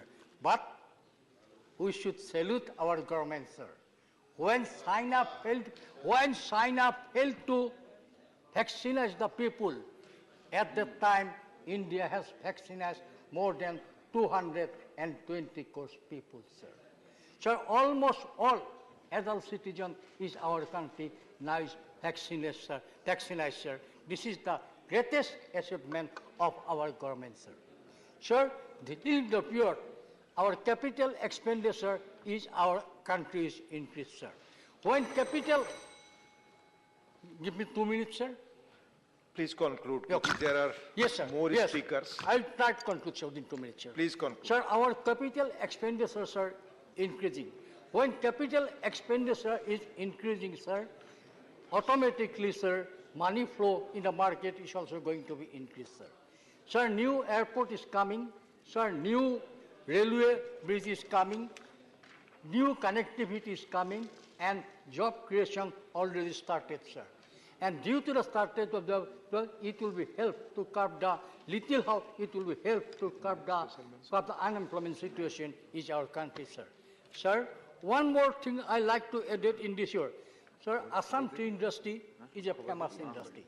My colleague Prabhita Margherita a few days back raised in the issue in the House, and he said in the 2023, 200 years of Assam tea industry will complete, sir. Please. So I like to request Honorable Minister to encourage to boost the tea industry of Assam. Government should spend more money because Assam tea industry is playing important role to earning foreign exchange, sir. At last, Thank you. I like to request Please conclude. connectivity of the Asian country is the call of the hour. Please sir. conclude, If Manya Virendra connectivity Vas- Asian country will be then automatically I am there will calling other tourism speaker now. industry, other Please. industry will be improved Please, in Assam, please sir. conclude. With Please this, sir, I standing here to support the bill, sir. Thank you very much, sir.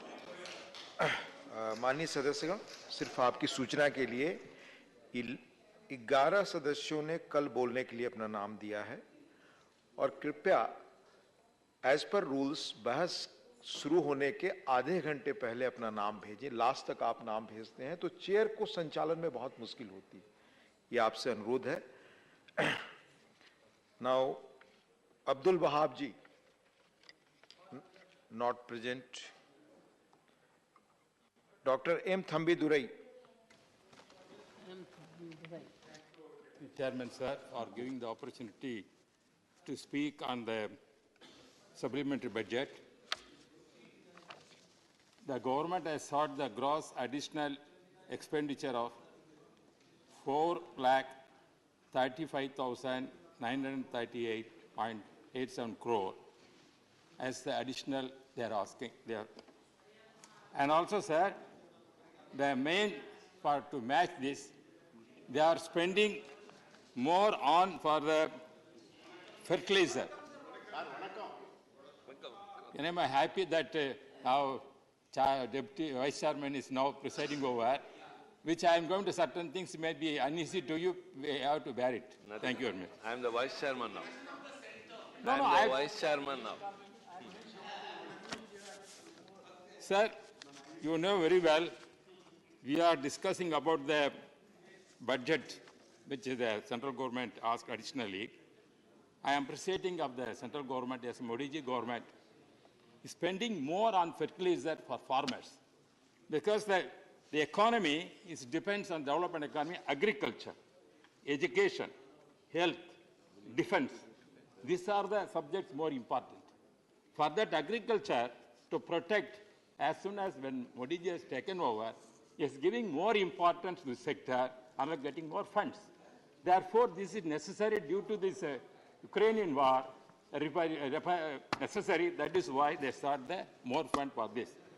And also, health sector also, pandemic situation, Modi ji took a lot of efforts to allocate more funds and save the lives of the Indians and became the model to the world. That way it has, the government has functioned, sir. Sir, now coming, because always you know very well, whenever speaking regarding the all-party meeting, we are always raising the price rise. It has to be discussed. This price rise we have to discuss now. Because when they are discussing the budget, price rise is also one of the important factors. So when price rise in India, throughout the country is rising, it is not only responsible to control the price by the central government. State governments also, they have to do that work. That's important. Because they are also part of the game. For example, our party, whenever during our Madam Amma period and also Edapadi period, prices controlled. It's not so increased more. But the present government in Tamil Nadu, the price is very increased. For that, no price. No, sir, regarding that, for example, the electricity bill, sir, electricity tariff is increased more, and also property tax is double. These are the price rises that, sir, they are protected. Please speak on the appropriation bill. What Please. it is well-known fact, it is well-known fact that electricity bill increase in Tamil Nadu is well-known fact, and also property tax increase is well-known fact. Therefore, that is the Please sit down. Mr. Tambidurai, please. Sir, so many don't programs. break up controversy. So Please many sit down. programs. Please sit down. Welfare programs also important when we are discussing about the tariff. For example, Speak on the subject. Thaliku Tangam, that is Mangal Sutra giving. That scheme was brought by our Honorable Mamba. That also implemented by Yadapadi Palaniswamy. Now you are withdrawn that. Amma canteens are bad, we don't know that. Because poor people getting food. That is the scheme which evolved by Honorable Amma, Yadapadi Palaniswamy implemented. Now various are gone. Therefore, when the price is, that is why the price is affected, we are agitating. Sir, regarding the investment, sir, when we are discussing, I am very sorry to say, certain things you have to protect me. When our Honorable former Finance Minister said, investment is not coming nowadays. Investment is coming. Where? Alcohol industry is coming. In Tamil Nadu, wherever you see that drinking habits more, wherever these many people are, the present government now running, they send the election manifesto. They are going to stop the closing down all arrest shops. And but what is happening now?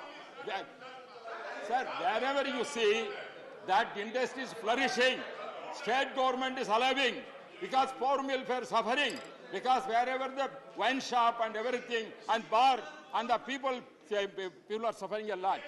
And also, not only because of the narcotics is more in not only Tamil Nadu, in whole India, it is wherever narcotics is prevailing there. It has to be controlled because our youth is going to affect it. Because this another way this economy is affecting. Therefore, unemployment are telling. The unemployment throughout the India we are telling. Especially in Tamil Nadu, same situation. The graduates are not able to get employment.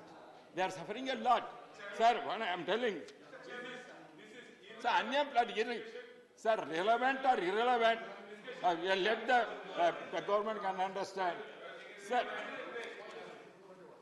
Sir, I am coming to other points, sir. I am coming to only, sir. I am coming to. It's on a point of order. 110. Sir, regarding projects, I am coming to the projects. It's on a point of order. The scope of the debate.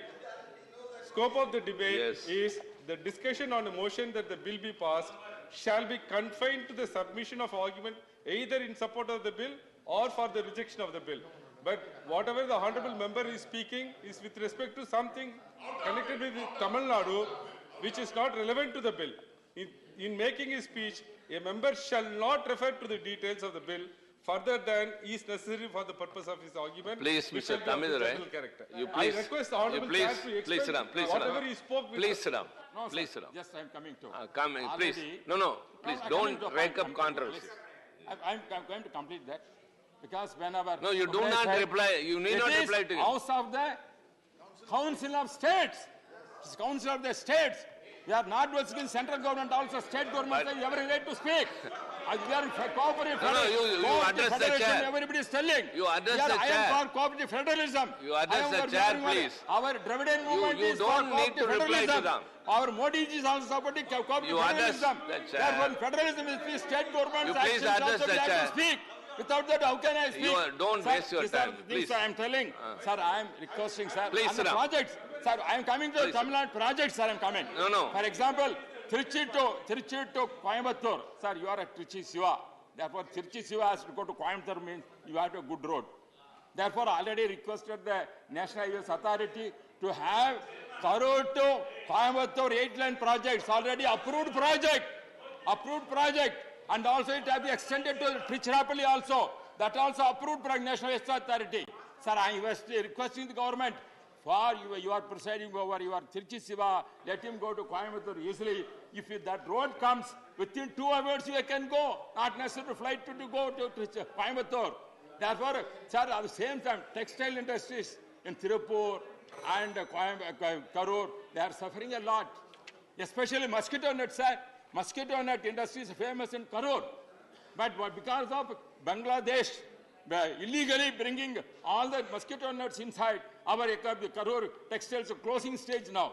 And Tirupur also same way. Export is suffering because of the yarn. Please cotton and yarn has increased. Therefore, I am requesting the central government, they consider all my demand And also, I am appreciating, sir, Thank you. defense Please. corridor, all approved by the state government. Wonderful. But Thank you. allocation, we want more allocation for Tamil Nadu for that. And also, I request the airport to come to Osur. Osur is a big industrial center now. Okay, thank you. Osur has to. Thank you very much, please. Sir, another thing, sir, railway minister is here, was here now just gone. Please, regarding Jolarpet to Bangalore has to be connected via Krishnagiri and Osur. This also requesting. Very They good. are all based on demand. Always when GST is there, Thank the you. GST company has to come more in Tamil Nadu. I requesting the GST, which is the Harriers, Please, has to come to Tamil Nadu. Let the central government release that fund, also state government. Yes. I'm supporting that. Therefore, in that section, sir, I'm sorry. Very good. Thank I you, am Mr. supporting Tamizai. all Please, we have to take the special Government has measures. taken Time is up. all measures, central government. I'm supporting the supplementary. Yeah, Thank you yeah, very much. very good. Thank you very much. The discussion will continue tomorrow, and now we are taking up the special mentions. First, Honorable Naresh Bansal.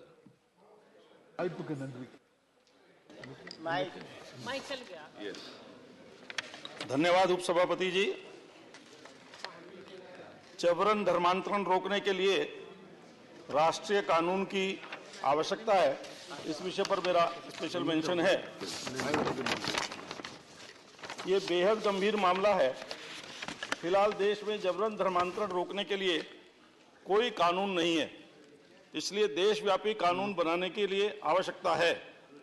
लालच, धोखा या बलपूर्वक किया जाने वाला धर्मांतरण खतरनाक और बहुत ही गंभीर मुद्दा है। यदि इस प्रकार का धर्मांतरण नहीं रोका गया तो जटिल स्थिति पैदा हो सकती है। राष्ट्रीय सुरक्षा के साथ यह नागरिकों के धर्म और अंतरात्मा की स्वतंत्रता के मौलिक अधिकार के लिए खतरा बन सकता है।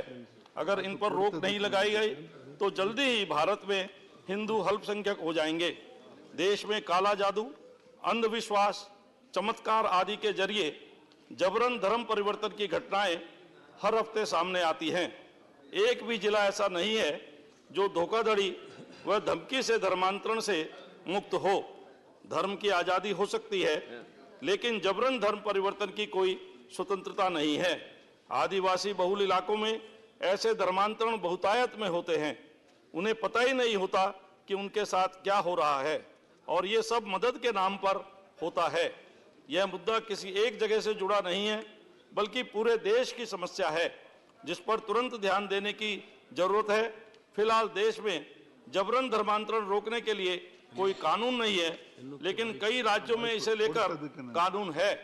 भारत के पड़ोसी देशों पाकिस्तान, नेपाल, म्यांमार, श्रीलंका और भूटान में जबरन धर्मांतरण के खिलाफ कानून है। संसद में 3 बार हुए धर्मांतरण कानून पास कराने की नाकाम कोशिश हुई। 2015 में तत्कालीन बीजेपी अध्यक्ष आदरणीय अध्यक्ष अमित शाह ने राष्ट्रव्यापी स्तर पर धर्मांतरण निरोधक कानून बनाने पर जोर दिया था। बेहद गंभीर मामला है ये। फिलहाल देश में जबरन धर्मांतरण रोकने के लिए कोई कानून नहीं है, इसलिए देशव्यापी कानून बनाने की आवश्यकता है। अतः मैं सरकार से आपके माध्यम से आग्रह करता हूं कि जबरन धर्मांतरण रोकने के लिए राष्ट्रीय कानून बनाया जाए। धन्यवाद। Thank you very much, Naresh Bansal ji. Next is Honorable Lagar Singh Seroya. Vanakkam sir. Vanakkam. Enike wife koduthikke nandri. Magilchi. Sir, demand to develop crafts village in the lines of Delhi Hat on Bangalore-Mysuru 10-lane expressway to protect the Channapatna toy industry, sir. I thank the government for speedy work on the 10-lane expressway between Bangalore and Mysuru, which will be ready in 2 months. Once the expressway is ready, with its several bypasses, the users will skip several towns along the route, such as Channapatna, which is world famous for the handcrafted wooden toys, handicrafts, and other towns such as Bidadi, Madur, Ramnagaram, famous for cuisine such as a birdi, tattetli, and madur vade, sir, etc. Employing thousands of skilled artisans, Chanpatna, known as the land of the toys, largely depend on the tourists and commuters in cars, buses, and tourist vehicles to sell their toys and handicrafts. However, when the highway is ready, thousands of vehicles will take the bypass, skipping Chanpatna, with very few seeking them, as avenues to reach them will be blocked. Sir, the sudden customers drop will lead to the economic disaster for the nearly 3,000 artisans, families, and thousands of employees dependent on the tourists and their livelihood, sir. Therefore, sir, I request the government to develop a crafts village on the lines of the Delhi Heart on the Bangalore-Mysuru Expressway. The craft villages or craft centers or centers can come up along the highways and provide space for Chanpatna artists to showcase and sell their toys, handicrafts, and also restaurants to offer their local food cuisine specialties. Such crafts village will be provide a market for the local business and food makers to protect their livelihood while becoming a platform for the millions of tourists to experience the rich heritage and culture of the Mysore region, sir. Or Tattetli and Madurvadi, very tasty, I assure you, sir. Thank you, Lagat Singh ji. Very good point you have made. Thank you. Now, Honorable San Balbir Singh. ਸਤਿਕਾਰਯੋਗ ਉਪ chairman ਸਾਹਿਬ, ਮੈਂ ਤੁਹਾਡੇ ਸਾਹਮਣੇ ਵਾਤਾਵਰਣ ਦਾ ਪ੍ਰਦੂਸ਼ਣ ਜੋ ਮਨੁੱਖਤਾ ਨੂੰ ਮਾਰ ਰਿਹਾ ਉਹਦੇ ਵੱਲ ਧਿਆਨ ਦਿਵਾਉਣਾ ਚਾਹੁੰਦਾ। ਸਤਿਕਾਰਯੋਗ ਚੇਅਰਮੈਨ ਸਾਹਿਬ ਜੀ, ਉਪ ਚੇਅਰਮੈਨ ਸਾਹਿਬ, ਮੈਂ ਤੁਹਾਡਾ ਧਿਆਨ ਭਾਰਤ ਵਿੱਚ ਕੈਂਸਰ ਦੇ 25% ਮਰੀਜ਼ਾਂ ਵੱਲ ਦਿਵਾਉਣਾ ਚਾਹੁੰਦਾ ਹਾਂ, ਜਿਨ੍ਹਾਂ ਦਾ ਮੁੱਖ ਕਾਰਨ ਹਵਾ ਦਾ ਪ੍ਰਦੂਸ਼ਣ ਹੈ। ਔਸਤਨ 4 ਵਿੱਚੋਂ 3 ਕੈਂਸਰ ਦੇ ਮਰੀਜ਼ ਇਸ ਲਈ ਮਰ ਜਾਂਦੇ ਆ ਕਿਉਂਕਿ ਉਹ ਇਲਾਜ ਨਹੀਂ ਕਰਵਾ ਸਕਦੇ। 2017 ਦੀ ਰਿਪੋਰਟ ਅਨੁਸਾਰ ਹਵਾ ਪ੍ਰਦੂਸ਼ਣ ਕਾਰਨ 12 ਲੱਖ ਮੌਤਾਂ ਹੋਈਆਂ, ਜੋ ਭਾਰਤ ਵਿੱਚ ਕੁੱਲ ਮੌਤਾਂ ਦਾ 12.5% ਸੀ। ਹਵਾ ਪ੍ਰਦੂਸ਼ਣ ਕਾਰਨ 28% ਲੋਕ ਫੇਫੜਿਆਂ ਦੇ ਕੈਂਸਰ ਤੋਂ ਪੀੜਤ ਹਨ। ਹਵਾ ਪ੍ਰਦੂਸ਼ਣ ਦਾ ਸਭ ਤੋਂ ਵੱਧ ਅਸਰ ਸਾਡੀ ਆਉਣ ਵਾਲੀ ਪੀੜ੍ਹੀ ਤੇ ਦੇਖਣ ਨੂੰ ਮਿਲ ਰਿਹਾ। ਨਵੇਂ ਜਨਮੇ ਬੱਚੇ ਅਪਾਹਜ ਪੈਦਾ ਹੋ ਰਹੇ ਹਨ, ਉਹਨਾਂ ਦਾ ਮਾਨਸਿਕ ਵਿਕਾਸ ਨਹੀਂ ਹੋ ਰਿਹਾ। ਲਾਸਟ ਸਟੱਡੀ 2019 ਦਾ ਰਿਪੋਰਟ ਅਨੁਸਾਰ 2019 ਦੌਰਾਨ ਭਾਰਤ ਵਿੱਚ 23 ਲੱਖ ਗੈਰ ਕੁਦਰਤੀ ਮੌਤਾਂ ਹੋਈਆਂ। ਉਹਨਾਂ ਵਿੱਚੋਂ 16 ਲੱਖ ਮੌਤਾਂ ਹਵਾ ਦੇ ਪ੍ਰਦੂਸ਼ਣ ਕਾਰਨ ਅਤੇ 5 ਲੱਖ ਲੋਕਾਂ ਦੀਆਂ ਮੌਤਾਂ ਪਾਣੀ ਦੇ ਪ੍ਰਦੂਸ਼ਣ ਕਾਰਨ ਹੋਈ। ਇਹ ਕਿਸੇ ਵੀ ਦੇਸ਼ ਦੇ ਹਵਾ ਪ੍ਰਦੂਸ਼ਣ ਕਾਰਨ ਹੋਣ ਵਾਲੀਆਂ ਮੌਤਾਂ ਦੀ ਸਭ ਤੋਂ ਵੱਡੀ ਗਿਣਤੀ ਹੈ। ਕੇਂਦਰੀ ਪ੍ਰਦੂਸ਼ਣ ਕੰਟਰੋਲ ਬੋਰਡ ਨੇ ਭਾਰਤ ਦੇ 131 ਸ਼ਹਿਰਾਂ ਦੀ ਸੂਚੀ ਜਾਰੀ ਕੀਤੀ ਹੈ ਜੋ ਕਿ ਗੈਰ ਪ੍ਰਾਪਤੀ ਵਾਲੇ ਸ਼ਹਿਰ ਹਨ, ਯਾਨੀ ਜਿੱਥੇ ਪਿਛਲੇ 5 ਸਾਲਾਂ ਦੌਰਾਨ ਹਵਾ ਸਾਹ ਲੈਣ ਯੋਗ ਨਹੀਂ ਹੈ। ਭਾਰਤੀ ਸੰਵਿਧਾਨ ਅਨੁਸਾਰ ਸਾਫ਼ ਹਵਾ, ਸਾਫ਼ ਪਾਣੀ ਤੇ ਭੋਜਨ ਨਾਗਰਿਕ ਦਾ ਮੌਲਿਕ ਅਧਿਕਾਰ ਹੈ ਅਤੇ ਨਿਯਮ ਬਣਾਏ ਗਏ ਹਨ, ਪਰ ਇਸ ਦੇ ਬਾਵਜੂਦ ਵੀ ਪ੍ਰਦੂਸ਼ਣ ਕਾਰਨ ਲੱਖਾਂ ਮੌਤਾਂ ਹੋ ਰਹੀਆਂ ਹਨ। ਸੋ ਕਿਉਂਕਿ ਇਹ ਕਾਨੂੰਨ ਸਿਰਫ ਕਾਗਜ਼ਾਂ ਤੱਕ ਹੀ ਸੀਮਿਤ ਹਨ, ਅਸੀਂ ਬੇਨਤੀ ਕਰਦੇ ਹਾਂ ਕਿ ਪ੍ਰਦੂਸ਼ਣ ਐਕਟ ਨੂੰ ਲਾਗੂ ਕਰਵਾਇਆ ਜਾਵੇ ਤਾਂ ਕਿ ਦੇਸ਼ ਵਾਸੀਆਂ ਦੇ ਨੂੰ ਜੋ ਸਾਡਾ ਜਿਉਣ ਦਾ ਹੱਕ ਆ ਉਹ ਲੋਕਾਂ ਨੂੰ ਪ੍ਰਾਪਤ ਹੋ ਸਕੇ। ਥੈਂਕ ਯੂ, ਧੰਨਵਾਦ। Thank you, Balbir Singh ji. Honorable Vivek Thakur.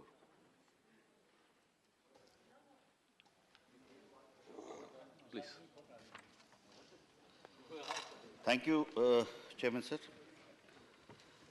वर्ष 2023-24 में भगवान श्री राम की जन्मस्थली अयोध्या में भव्य राम मंदिर निर्माण के बाद देश के करोड़ों राम भक्त पवित्र अयोध्या धाम का दर्शन करना चाहेंगे।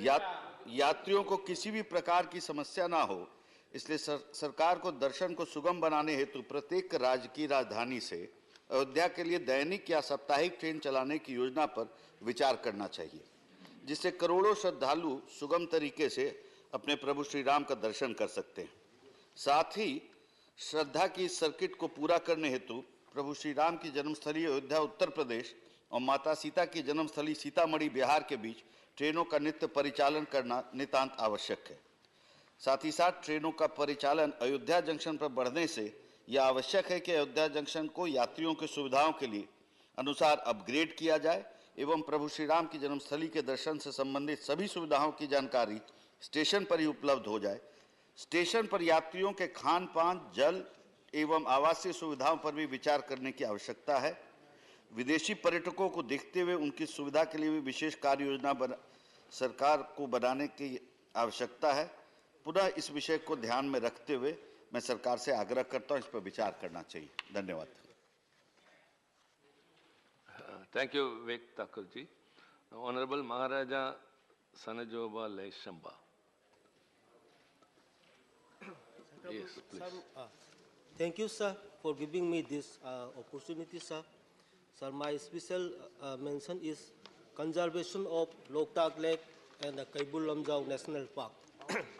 Sir, it is an undeniable fact that despite there are various merit points of Loktak Hydro Project and the Ithai Dam, there are also several demerit points. Sir, it is true that the beneficiary states of Loktak Hydro projects are Manipur, Nagaland, Assam, and Mizoram. Out of 105 megawatt power generation in 3 phases of 35 megawatt is only 35 megawatt has been used in Manipur, while the remaining 70 megawatt has been sold to the neighboring states. Sir, the merits of Loktak Hydro projects and Ithai dams are: number one, about 83,450 hectares of arable fertile lands have been affected and submerged underwater. Number two, socio-economic and cultural life of the surrounding people have been affected. Number three, sir, environment of Loktak Lake has abruptly changed. Loktak Lake is one of the largest freshwater lakes in the country. Now, sir, the lake is shallowing day by day. And number four, ecosystem and environment of Kaibul Lamjau National Park have also been affecting badly. This park is the only floating park in the world and home of Shanghai brow antler deer. This Shanghai, the rarest species of its kind, and the state animals of Manipur is found only in this park. Now the number of Shanghai is reducing below 250 and becoming endangered species. Sir, considering these alarming situations, I therefore request the Government of India through this House to take up all possible steps for the conservation of Loktak Lake and Kaibul Lamjau National Park, especially for Shanghai, to save in the interest of the nation. Thank you, sir. Thank you, Leishambaji. Honorable Prasantananda, Doctor. Thank you, sir. My special mention is on development of NIMZ Kalinganagar. NIMZ in Kalinganagar has been accorded final approval by DPIIT, Government of India. Accordingly, JCDL, the existing SPV of Kalinganagar, is under restructuring as per requirement of NIMZ SPVs. Now, the SPV has been declared as JCD NIMZ for development of this NIMZ, which spreads over 163 square kilometers, envisages creation of 3,50,000 lakhs of employment with an investment potential of 1 lakh crore. This will substantially enhance the financial and social status of the region. For this, rupees 10,627 crore of infrastructure requirement has been estimated for creation of both internal and external infrastructure. A change in MIZ policy may also be explored by DPIIT on provision of grant for creation of various internal infrastructure and other statutory compliance studies, as well looking at the potential of NIMZ Kalinganagar and project cost involved in creating various required social and physical infrastructure. As of now, only cost of master planning is provided by DPIIT, and the change in policy is highly required for overall development of NIMZs in the country. Thank you. Thank you, Prashanta ji. Now, Honorable Ajay Pratap Singh.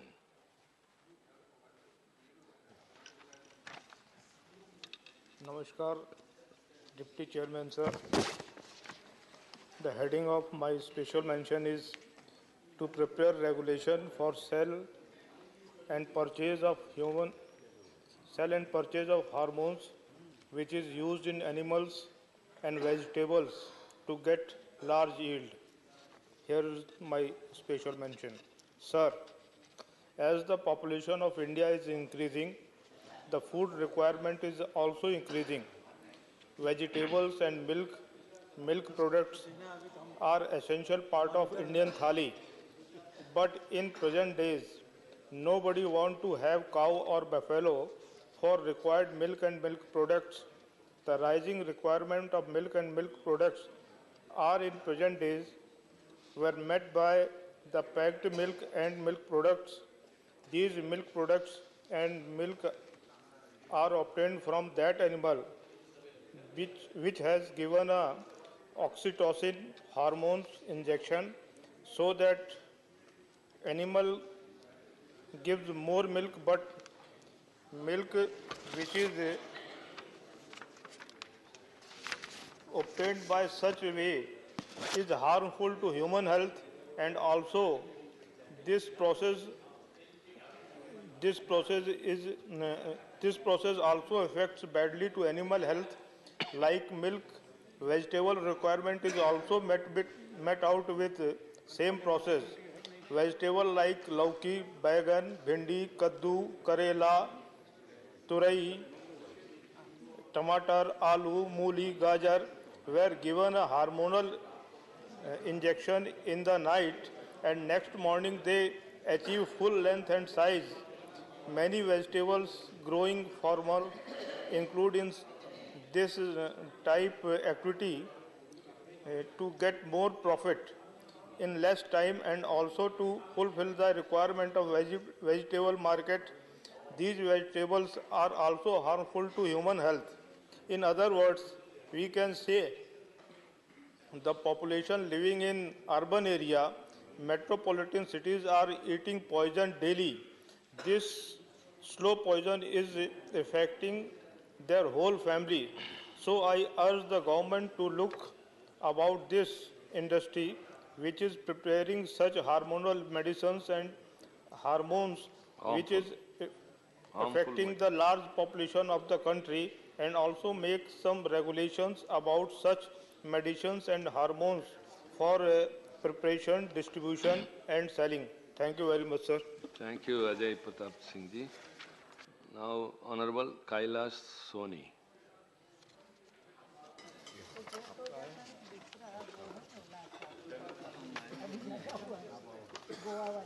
माननीय उपसभापति जी, विशेष उल्लेख के माध्यम से बांधों में जमा silt निकालने के लिए स्थायी और निरंतर व्यवस्था के संबंध में विषय रख रहा हूं।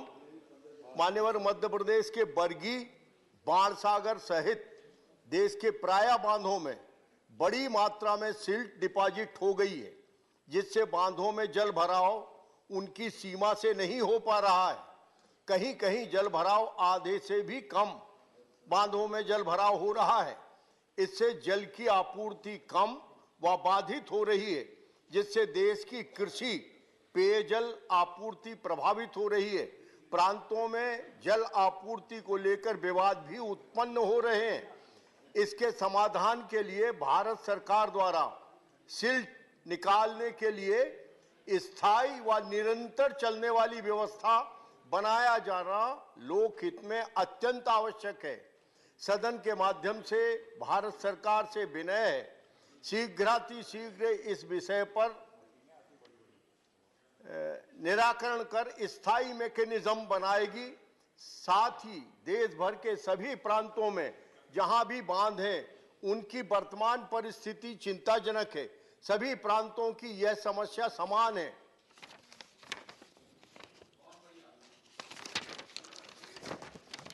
प्रांतीय स्तर पर इस समस्या के समाधान हेतु नई व्यवस्था विकसित की जाकर देश भर में एक रूपता की आवश्यकता है। जल की आपूर्ति वर्तमान में एक गंभीर चुनौती है। आगामी समय में बढ़ती जनसंख्या को देखते हुए यह समस्या और बढ़ने वाली है। संपूर्ण देश को दृष्टिगत रखते हुए सार्वदेशिक व्यवस्था बनाए जाने हेतु भारत सरकार से अपेक्षा है। Thank you, Kailash ji. Now, Honorable A. Rahim. Thank you, sir. Thank you for this opportunity. Sir, my subject is exploitation faced by Swiggy, Zomato, food delivery boys and other gig workers. Delivery boys for apps like Swiggy, Zomato and other workers who are engaged in such on-demand work are called gig workers. As per eShram portal, the number of gig workers registered as on 28 January 2022 is 7,17,686. According to an estimate from study by Nidhi Aayog, in 2020-2021, 77 lakh workers were engaged in the gig economy. It's estimated that the gig workforce will number 2.35 crore workers by 2029-30. Gig workers constitute a significant and increasing part of our workforce. However, they were facing severe exploitation at the hands of large corporations. Companies are getting away with exploitation by denying even the label of worker or employee to gig workers and rather giving empty titles such as partner or executive. This enables the companies to deny any responsibility towards the gig workers.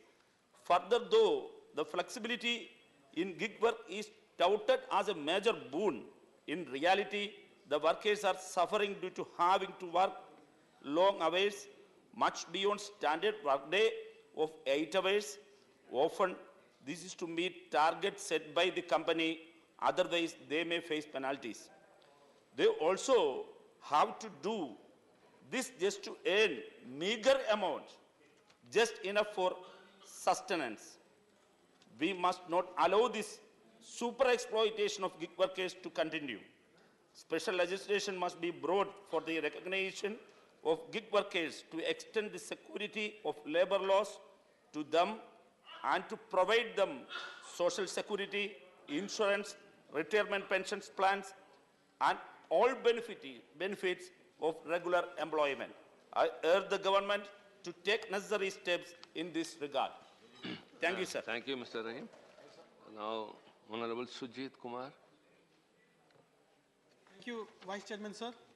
Sir, my special mention is regarding Central Assistance for Prevention and Management of Forest Fires in Odisha. Sir, through you, I would like to bring to the attention of the House the issue of raging instances of forest fires in our country. Sir, to give an example, Odisha reported 51,968 forest fires from November 2020 to June 2021. So close to over 50,000 forest fires in a span of 7 months, sir. The highest in India for the period, according to a reply obtained to a starred question in this very august House. However, the reasons for the occurrence of forest fires are both natural and due to anthropogenic reasons.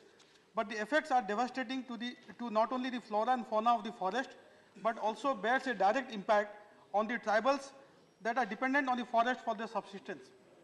Sir, forest fires in the Simlipal Tiger Reserve in Odisha's Moyurvanj district has severely impacted not only the rich flora, but also several tribal communities living around the periphery of Simlipal forest have been impacted as they rely on the forest to earn their living. The cumulative effects of forest fires is more heavily felt on 3 particularly vulnerable tribal groups known as PVTGs. The tribes are Lodha, Khadia and Mankadia, as they live in Simlipal's forest fringe and are largely dependent on forest-based livelihood. Sir, the government of Odisha has been making commendable effort in this regard, and I would like to request the ministry through you, sir, for enhanced central assistance in the form of more financial assistance for various prevention and management measures, for creation and maintenance of forest lines, for engagement of fire watchers, for creation of water storage structures and strengthening of forest infrastructure, for procurement of firefighting equipment, and for soil and moisture conservation in these high-risk areas. Thank you, sir. Thank you, Sushil Kumar ji. Honorable Sushil Kumar Modi. महोदय, मेरा विशेष उल्लेख का विषय है सभी धर्मावलंबियों की महिलाओं के लिए विवाह की उम्र समान हो। महोदय, देश के अंदर ईसाई, पारसी, हिंदू धर्मावलंबियों से संबंधित अलग अलग विवाह कानून एवं स्पेशल मैरिज एक्ट 1954 में विवाह हेतु स्त्री के लिए 18 वर्ष एवं पुरुष के लिए 21 वर्ष की आयु निर्धारित है, परंतु मुस्लिम पर्सनल लॉ के अनुसार मासिक शुरू होने के बाद कभी भी मुस्लिम लड़कियों के विवाह को उचित ठहराया गया है। कर्नाटक, पंजाब और हरियाणा हाईकोर्ट ने भी इसे वैध ठहराया है। हाईकोर्ट का आदेश आईपीसी की धारा 375, पॉक्सो एक्ट 212 एवं बाल विवाह निषेध अधिनियम का उल्लंघन है। आईपीसी की धारा 375 के अंतर्गत 18 वर्ष से कम उम्र की लड़की की सहमति या असहमति से शारीरिक संबंध स्थापित करने को अपराध माना गया है। पॉक्सो एक्ट 2012 का प्रावधान 18 वर्ष से कम उम्र की लड़कियों को यौन शोषण से संरक्षण प्रदान करता है। बाल विवाह निषेध कानून में 18 वर्ष से कम उम्र की लड़की के साथ विवाह को अपराध की श्रेणी में रखा गया है। मुस्लिम पर्सनल लॉ का प्रावधान उपरोक्त सभी कानूनों के विपरीत है तथा लड़कियों के विवाह की उम्र में धर्म के आधार पर विभेद करता है। विवाह कानून में उम्र का प्रावधान सभी नागरिकों के लिए एक समान होना चाहिए। अतः मैं सरकार से आग्रह करता हूं कि सभी नागरिकों के लिए विवाह की समान वैधानिक उम्र के लिए कानून बनाए और उसका उल्लंघन करने वालों पर सख्त कार्रवाई का प्रावधान करे। Thank you, Sushil Kumar Modi ji. Now, Honorable Kanaka Medala Ravindra Kumar. Huh? We have a form called associate. Yeah? We should also have a form to dissociate. Thank you.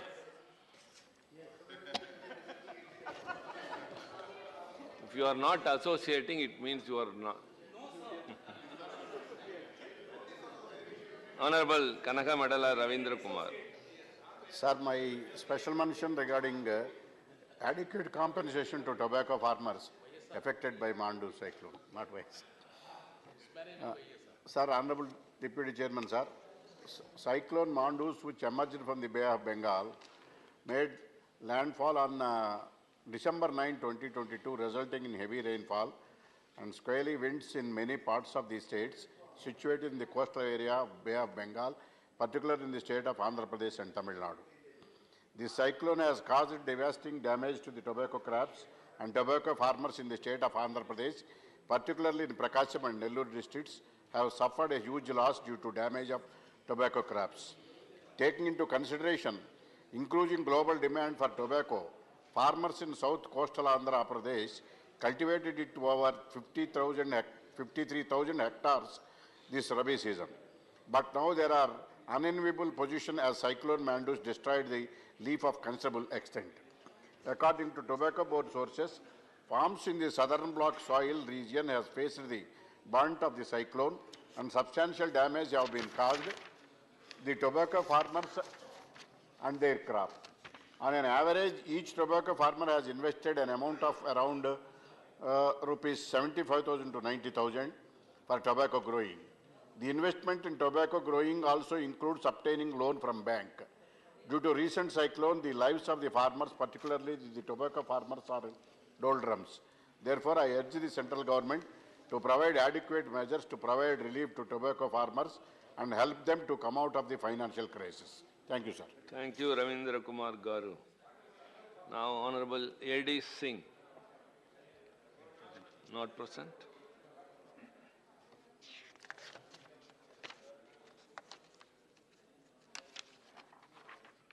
Honorable Riyaga Krishnaya. Not present. Honorable Sri Anil Prasad Hegde. Thank you, sir. I rise to speak on the subject I have selected is herbicides havoc. Sir, India needs to look at herbicides more carefully in its agricultural policies and regulatory regimes. The havoc of herbicides is not just about adverse environmental and health impacts, but also socio-economic. For crores of agricultural workers, mainly for poor women, manual de-weeding is a large source of employment. In rural India, weeds are not plants to be destroyed mindlessly because weeds are also fodder, uncultivated greens, medicinal herbs, etc. Mindless registration and promotion of herbicides is going to be detrimental and will defeat the purpose of promoting natural and organic farming in the country. Herbicides drift-related damage will lead to losses and strife. In the USA, herbicide-tolerant crops increased usage of toxic weed killers like glyphosate tremendously. Maximum residue limits were revised upwards and consumers are dealing with more toxic residues in foods. Superweeds have emerged. Cropland is being abandoned by farmers. In India, sir, herbicides like glyphosate and glufosinate are being used in crops for which they have not been registered. Failure of the pesticides regulatory regime is apparent. Even though state governments in Andhra Pradesh, Telangana, Punjab and Maharashtra try to restrict, prohibit glyphosate, union government has not imposed a ban. A meaningless regulation was brought in for glyphosate without any enforcement capability and is now challenged in courts. Thank you. Thank you very much, Agreji. Now, Honorable Mohammed Nadimul Haq. Thank you very much, sir. Sir, I rise today to request the Honorable Minister of Health and Family Welfare to please consider the plight of foreign medical graduates and instruct National Medical Council to consider their genuine demands. I would like to draw your kind attention towards the injustice against foreign medical graduates who have successfully completed their education in various foreign universities and have cleared the foreign medical graduate exam in accordance with National Medical Council guidelines. All these students then applied for provisional licenses to their respective state councils to pursue compulsory rotatory medical internship as per the list of colleges available to them and started their internship in respective hospitals. The problem started when the National Medical Council on 21st October 2022 published the new list of approved colleges for interning students, and it was mentioned that the list was sent to state medical councils on 14th July 2022. So due to the misunderstanding or miscommunication that has taken place between the NMC and the state medical councils, the FMGs, that is the foreign medical graduates, interns, stand to lose a precious year of their careers as the hospital they are interning in are now considered invalid for CMRI. Therefore, I request the Honourable Minister to please consider the plight of these FMG interns and excuse these FMG interns who started their one-year compulsory medical internship prior to the publication of the new list, as thousands of interns all over the country will suffer due to no particular fault of their own. Thank you, Nadimul Haq ji. Now, Dr. Amar Patnaik. Thank you, Chairman, sir. I rise to make a proposal for amending the operational guidelines of the Pradhan Mantri Fasal Bima Yojana in interest of the farmers of Orissa. Sir, with time, the revamped version of the Pradhan Mantri Fasal Bima Yojana has proven exclusionary and counterproductive. In Orissa, the insurance companies are making regular profits worth 900 crores and are yet to release 33% of the estimated claims worth 446.52 crores. While the ministry assured to take cognizance of the issue, it gave an incomplete picture of the pending claims. As per the ministry, Odisha had 189 pending cases as of August 2022, after an investigation by the state-level Technical Advisory Committee and the Technical Advisory Committee. However, figures in the House for the unstalled question number 660, dated 22nd July 22, showed a perfect claim settlement ratio for Odisha, excluding the pending claims. Further, there are systemic issues within the guidelines that require urgent attention. Firstly, Section 21.5 of the revamped operational guidelines categorize hailstorms, inundations, and so forth under the risk of localized calamity, with losses to crops like paddy being excluded for being hydrophilic crops. However, this is exclusionary to 95% of the paddy cultivating farmers of Odisha, since longer exposure to water negatively impacts this crop. Finally, as per Section 5.2.5 of these guidelines, covers crop losses due to wild animal attacks, but the state government is expected to provide a premium subsidy for this risk coverage, leading to a heavy financial burden on Odisha's exchequer. Thus, I urge the government to publish accurate data on pending claims in the House and revisit the operational guidelines. Thank you, sir. Thank you, Dr. Amar Patnaik. Now, Madam Geeta Alais Chandraprabha. धन्यवाद महोदय। भारत विश्व में सबसे अधिक internet उपयोग करने वाले देशों में से एक है। आज प्रत्येक व्यक्ति तक मोबाइल एवं इंटरनेट की पहुंच है। लोगों को मोबाइल एवं इंटरनेट सेवा से सुविधा के साथ साथ अनेकों समस्याओं का सामना भी करना पड़ रहा है। आज बच्चों में इंटरनेट संबंधित खेलों की लत एक गंभीर विषय है। इंटरनेट के बढ़ते उपयोग एवं आसान पहुंच के कारण आज देश के बच्चों तथा युवाओं में इंटरनेट संबंधित खेल के साथ लत बढ़ती जा रही है। देश के लाखों करोड़ों अभिभावक बच्चों में बढ़ रही खेलों की लत से चिंतित हैं। सरकार द्वारा ऑनलाइन खेलों का नियंत्रित करने का प्रयास किया गया है, परंतु इन खेलों को पूर्ण रूप से नियंत्रित करने हेतु और कठोर नियम बनाए जाने की आवश्यकता है। गेम के आड़ में ऑनलाइन सट्टेबाजी की शिकायतें भी दिन प्रतिदिन बढ़ती जा रही हैं। देश का युवा इसका शिकार हो रहा है। यह खेल देश के युवाओं के भविष्य के लिए घातक है।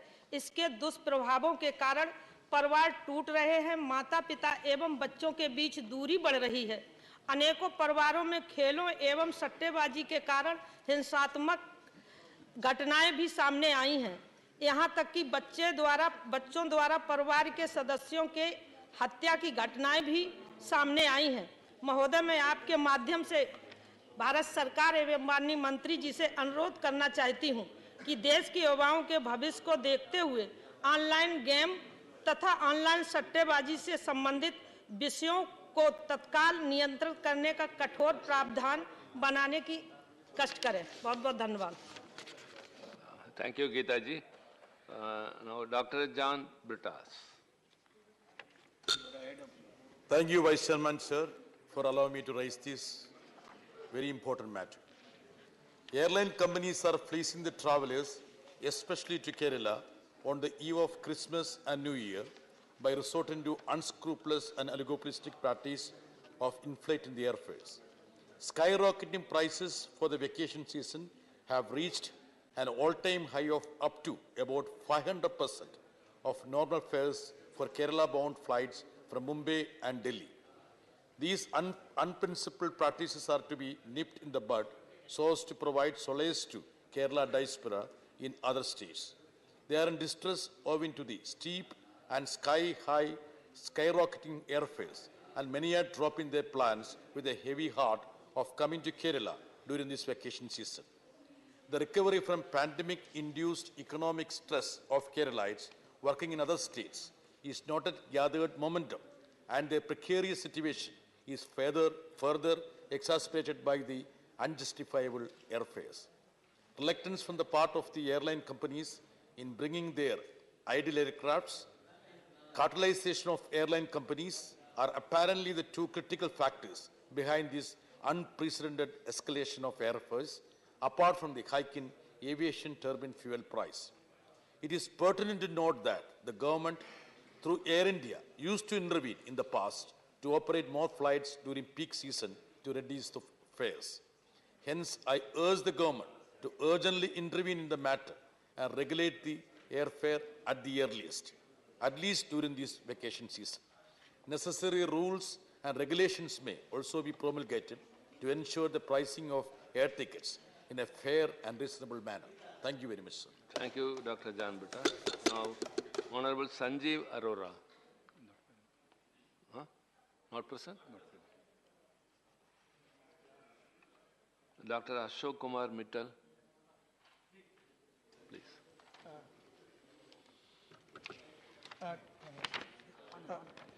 Thank you, Chair. I rise to speak regarding status of operation of Adampur Airport at Jalandhar, Punjab. Punjab के लोगों को आदमपुर हवाई अड्डे की सख्त जरूरत है, जो शेष भारत से कनेक्टिविटी प्रदान कर सके। जालंधर का आदमपुर हवाई अड्डा पिछले 1.5 वर्षों से बंद है और कोई भी किसी भी विमान का संचालन यहां से नहीं हो रहा है। हमारे माननीय प्रधानमंत्री जी का लक्ष्य है हवाई चप्पल पहनने वाले हवाई जहाज से उड़ें, लेकिन पंजाब में इसके विपरीत हो रहा है, क्योंकि 6 में से सिर्फ 4 हवाई अड्डे चल रहे हैं। और 18 जुलाई 2022 को मेरे प्रश्न के उत्तर में सरकार ने कहा था कि आदमपुर हवाई अड्डा ऑपरेशनल है। उड़ान योजना में ऑपरेशनल की परिभाषा भ्रमित करती है, क्योंकि पिछले 1.5 वर्ष से आदमपुर से एक भी उड़ान शुरू नहीं हुई। दोआबा भारत का एनआरआई हब है और हवाई अड्डे के अभाव में उन्हें अपने गृह क्षेत्र में पहुंचने में बहुत कठिनाइयों का सामना करना पड़ता है। मेरा सरकार से निवेदन है कि हवाई अड्डे पर परिचालन फिर से शुरू किया जाए, जिससे जालंधर, होशियारपुर और कपूरथला के निवासियों को सुविधा मिले और पंजाब का विकास हो। आदमपुर हवाई अड्डे के निरंतर संचालन से शिक्षा, उद्योग और पर्यटन का विकास होगा, जो सिर्फ पंजाब ही नहीं बल्कि पूरे देश को लाभान्वित करेगा। धन्यवाद। Thank you, Dr. Mittal. Madam Sangeeta Yadav. वड़क्कम सर, आपने मुझे एड्स एंड HIV वाले मुद्दे पर बोलने का अवसर दिया। माननीय उपसभापति जी, HIV पॉजिटिव जैसे संवेदनशील मुद्दे पर अपनी बात रखने का अवसर दिया। इस बीमारी से ग्रसित लोगों के साथ सामाजिक भेदभाव बहुत ज़्यादा है। यह बीमारी छुआछूत की नहीं है, लेकिन जागरूकता की कमी के कारण इस बीमारी से ग्रस्त लोगों को अत्यधिक अपमान और वेदना का सामना करना पड़ता है। आधिकारिक आंकड़ों के आधार पर देश में लगभग 682 ART सेंटर और 1270 लिंक सेंटर हैं। लगभग 2.4 मिलियन लोग HIV से पीड़ित हैं। भाजपा सरकार हमेशा से ही इस मुद्दे पर संवेदनशील रही है। सन 2004 में स्वर्गीय श्रीमती सुषमा स्वराज जी ने मुफ्त HIV की उपचार की घोषणा की थी। सन 2017 में HIV एड्स बिल पारित किया गया। माननीय उपसभापति जी, मेरा आपके माध्यम से सरकार से निवेदन है कि सभी HIV लोगों को, पंजीकृत HIV लोगों को यशस्वी प्रधानमंत्री जी की योजना आयुष्मान कार्ड का लाभ प्रदान किया जाए। साथ ही नेशनल काउंसिल ऑन एड्स को पुनः सक्रिय किया जाए। ART सेंटर में जो काउंसलर के पद पर शैक्षिक योग्यता के आधार पर HIV पॉजिटिव को ही नियुक्ति हो, जो उनके दर्द को समझ सकें। पेडियाट्रिक ARV समस्याओं का अस्थायी रूप से समाधान निकाला जाए, इस बीमारी पर जागरूकता बढ़ाई जाए और इस मुद्दे पर डॉक्टर्स की भी ट्रेनिंग कराई जाए। धन्यवाद। Thank you, Sangeeta ji. Honorable Mohammed Abdullah.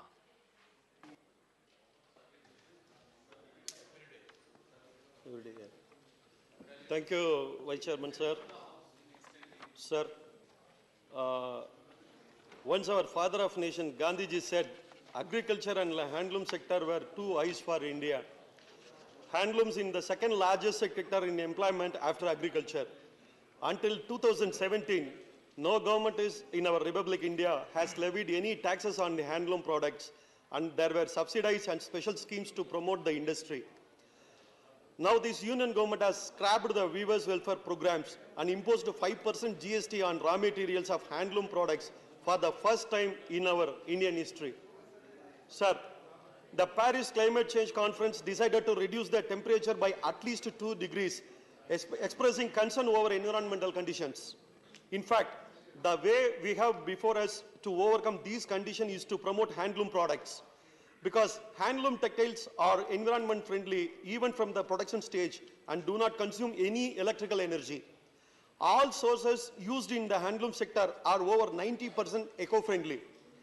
It is unfortunate that government, which spent thousands of crores of rupees on environmental protection, are not promoting eco-friendly products of handloom sector. Handloom artisan almost 67% have an income of less than 5,000 rupees per month. The weaving community is in misery due to this imposition of tax.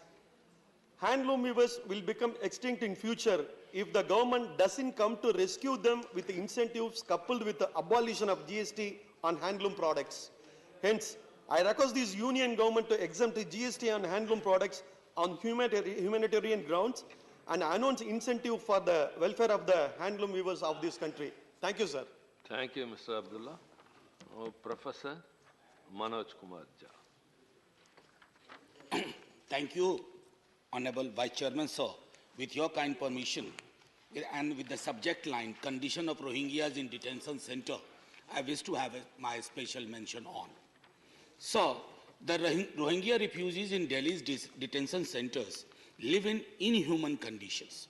According to the personal accounts of several detainees, they are crammed up in overcrowded and unhygienic cells with no windows and are subjected to ill treatment, abuse, and unpaid manual labor.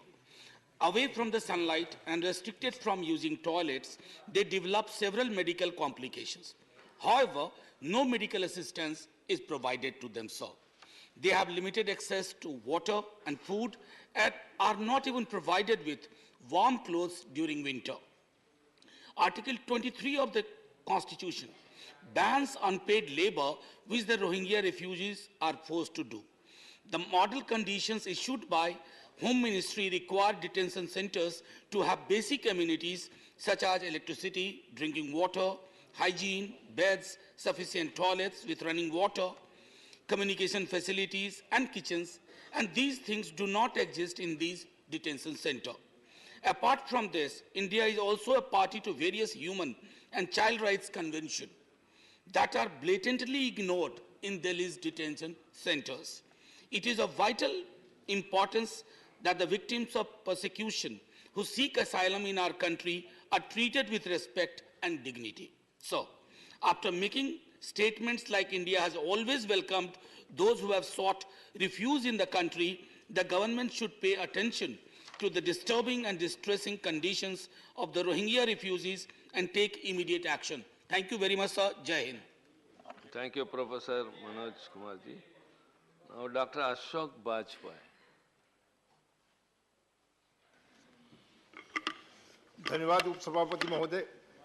महोदय, आपके माध्यम से मैं Kanpur hosiery उद्योग के समग्र विकास हेतु कानपुर में होजरी हब स्थापित किए जाने के संबंध में इस सूचना सदन के संज्ञान में देना चाहता हूं।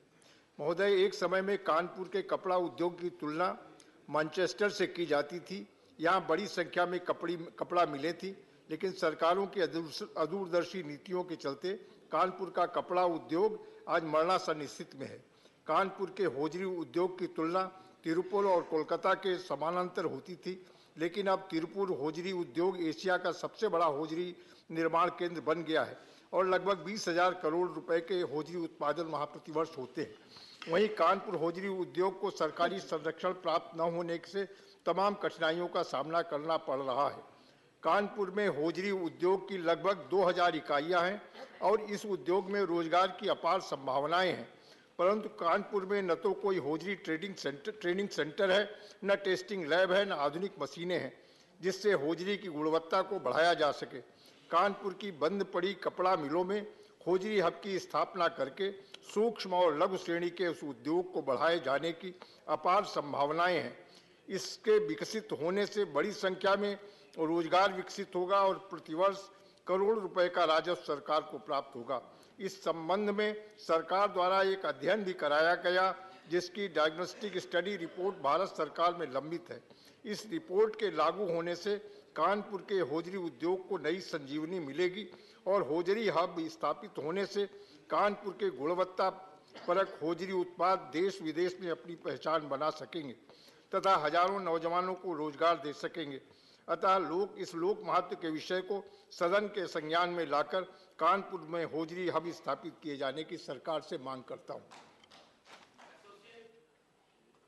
Thank you, Ashok Bajpai ji. Now, Honorable Kartikeya Sharma. Thank you, Vice Chairman, sir. I rise to mention the following matter of urgent public importance in the House. On 25th May 2022, the central government has announced that 5 ESIC hospitals will be set up in the districts of Hisar, Ambala, Karnal, Sonipat or Rohtak and Panchkula of Haryana to ensure affordable healthcare for people working in the unorganized sector. From newspaper reports, I've come to know that Honorable Prime Minister has instructed the Employee State Insurance Corporation to expand its medical infrastructure by enhancing its reach to all 740 districts of the country by using its more than ₹1 trillion reserve fund, lying mostly in the fixed income instruments with the banks. The foundation stone was laid for one of the 500-bed ESIC hospital at IMT Manesar, Gurugram. At present, only 15 hospitals have a tie-up with ESIC in the state of Haryana. The load on MRI, CT scan and other imaging tests is very high, as patients have to wait for more than 3 months to get these tests done. I am very sorry to mention that the state of affairs at the region of ESIC health centers, which cater to employees of private and government sectors, is very bad, as they are plagued with an acute shortage of doctors and paramedical staff. Lack of required strength of doctors, especially specialists, forces the patients to seek treatment in already overburdened government-run hospitals or private hospitals of which they have to pay a hefty fees. I request the government to take immediate steps to set up the hospitals and do the needful to fill the vacant posts of doctors and paramedical staff urgently. Thank you. Thank you, Sharma ji. Dr. Sivadasan. Karti, very good Karti. Respected Chair, my special mention on development of Kannur Airport. Very important. Sir, there is a need to promote the development of Kannur Airport by allowing more international flight. Kannur Airport has an excellent infrastructure meeting international standards. Hence, it is the need of the hour that flights to all important international destinations should be permitted and promoted. The airport should be included the point of call list, which is essential for its advancement. Hajj embarkment should also be allowed from the airport.